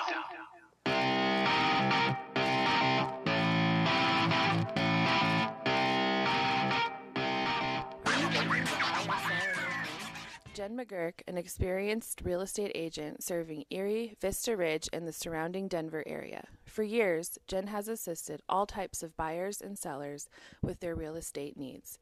Give Jen a call today at 303-949-3331 or check out Jen Realty online at jenrealty.com. Today's free broadcast of your Erie Tigers could not have been made possible without the financial support of many. Erie High School Athletics and the Erie Tiger Network would like to thank the Mathis family, Ron Cardenas, Cooper Electric, Ruben Portillo, Lynch Material Handling, Waterworks Irrigation, the Gilmore Voice Studio, and the Reese family for their contributions and support. Thank you, and go Tigers.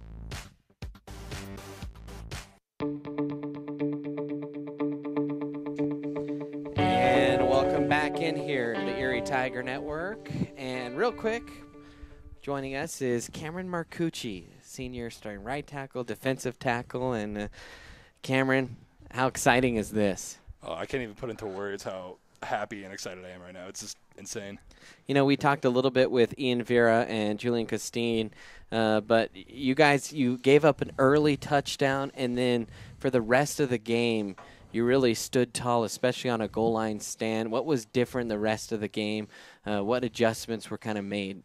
Once they scored that touchdown, we knew we sort of had to step things up and play to our potential, and we definitely did. Like this entire week, we talked about not making mistakes, and I feel like our team definitely stepped up, and there was very little that we did wrong.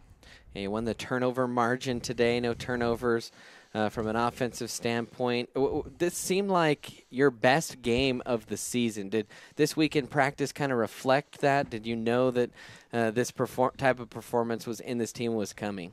Yeah, definitely. I mean, we started off the week of practice kind of slow, but once everybody sort of got into the groove of things, practices have always been this week's of practice has definitely been up-tempo and just exciting. Everybody's been excited, looking forward to this game, and we came out. Last week, 14 hours on a bus with your teammates. Did that have any impact on how this game was played or how the team has come together? I feel like just showing that we could travel that far under those conditions and stuff and come out and beat a good team shows that, and under better conditions, we could beat a better team that was Longmont. On to Palmer Ridge, state championship game next weekend. What are your early thoughts about that? Oh, Palmer Ridge, they're good. They have a really good quarterback and a really good tight end. We just need to step up on defense definitely big this game and see what we can do to lock them down. All right. Well, thank you so much, Cameron. Congratulations, and we'll see you next weekend in Monument. All right. Thank you. That was Cameron Marcucci, senior here for the Tigers, and Alex Van Brocklin. Let's wrap things up here. You were down on the field. You got Cam to come up here up to the press box. Obviously, a lot of smiling faces down there. But what was it like down there on the field? You know, down there, everyone's just eccentric. You know, I'm walking around, and it's pretty chaotic. Everyone's kind of just running around, but you can tell that everyone on that field, except for the Longmont people, are really happy and can't wait to see our team next week compete and are so proud of what they've done this season.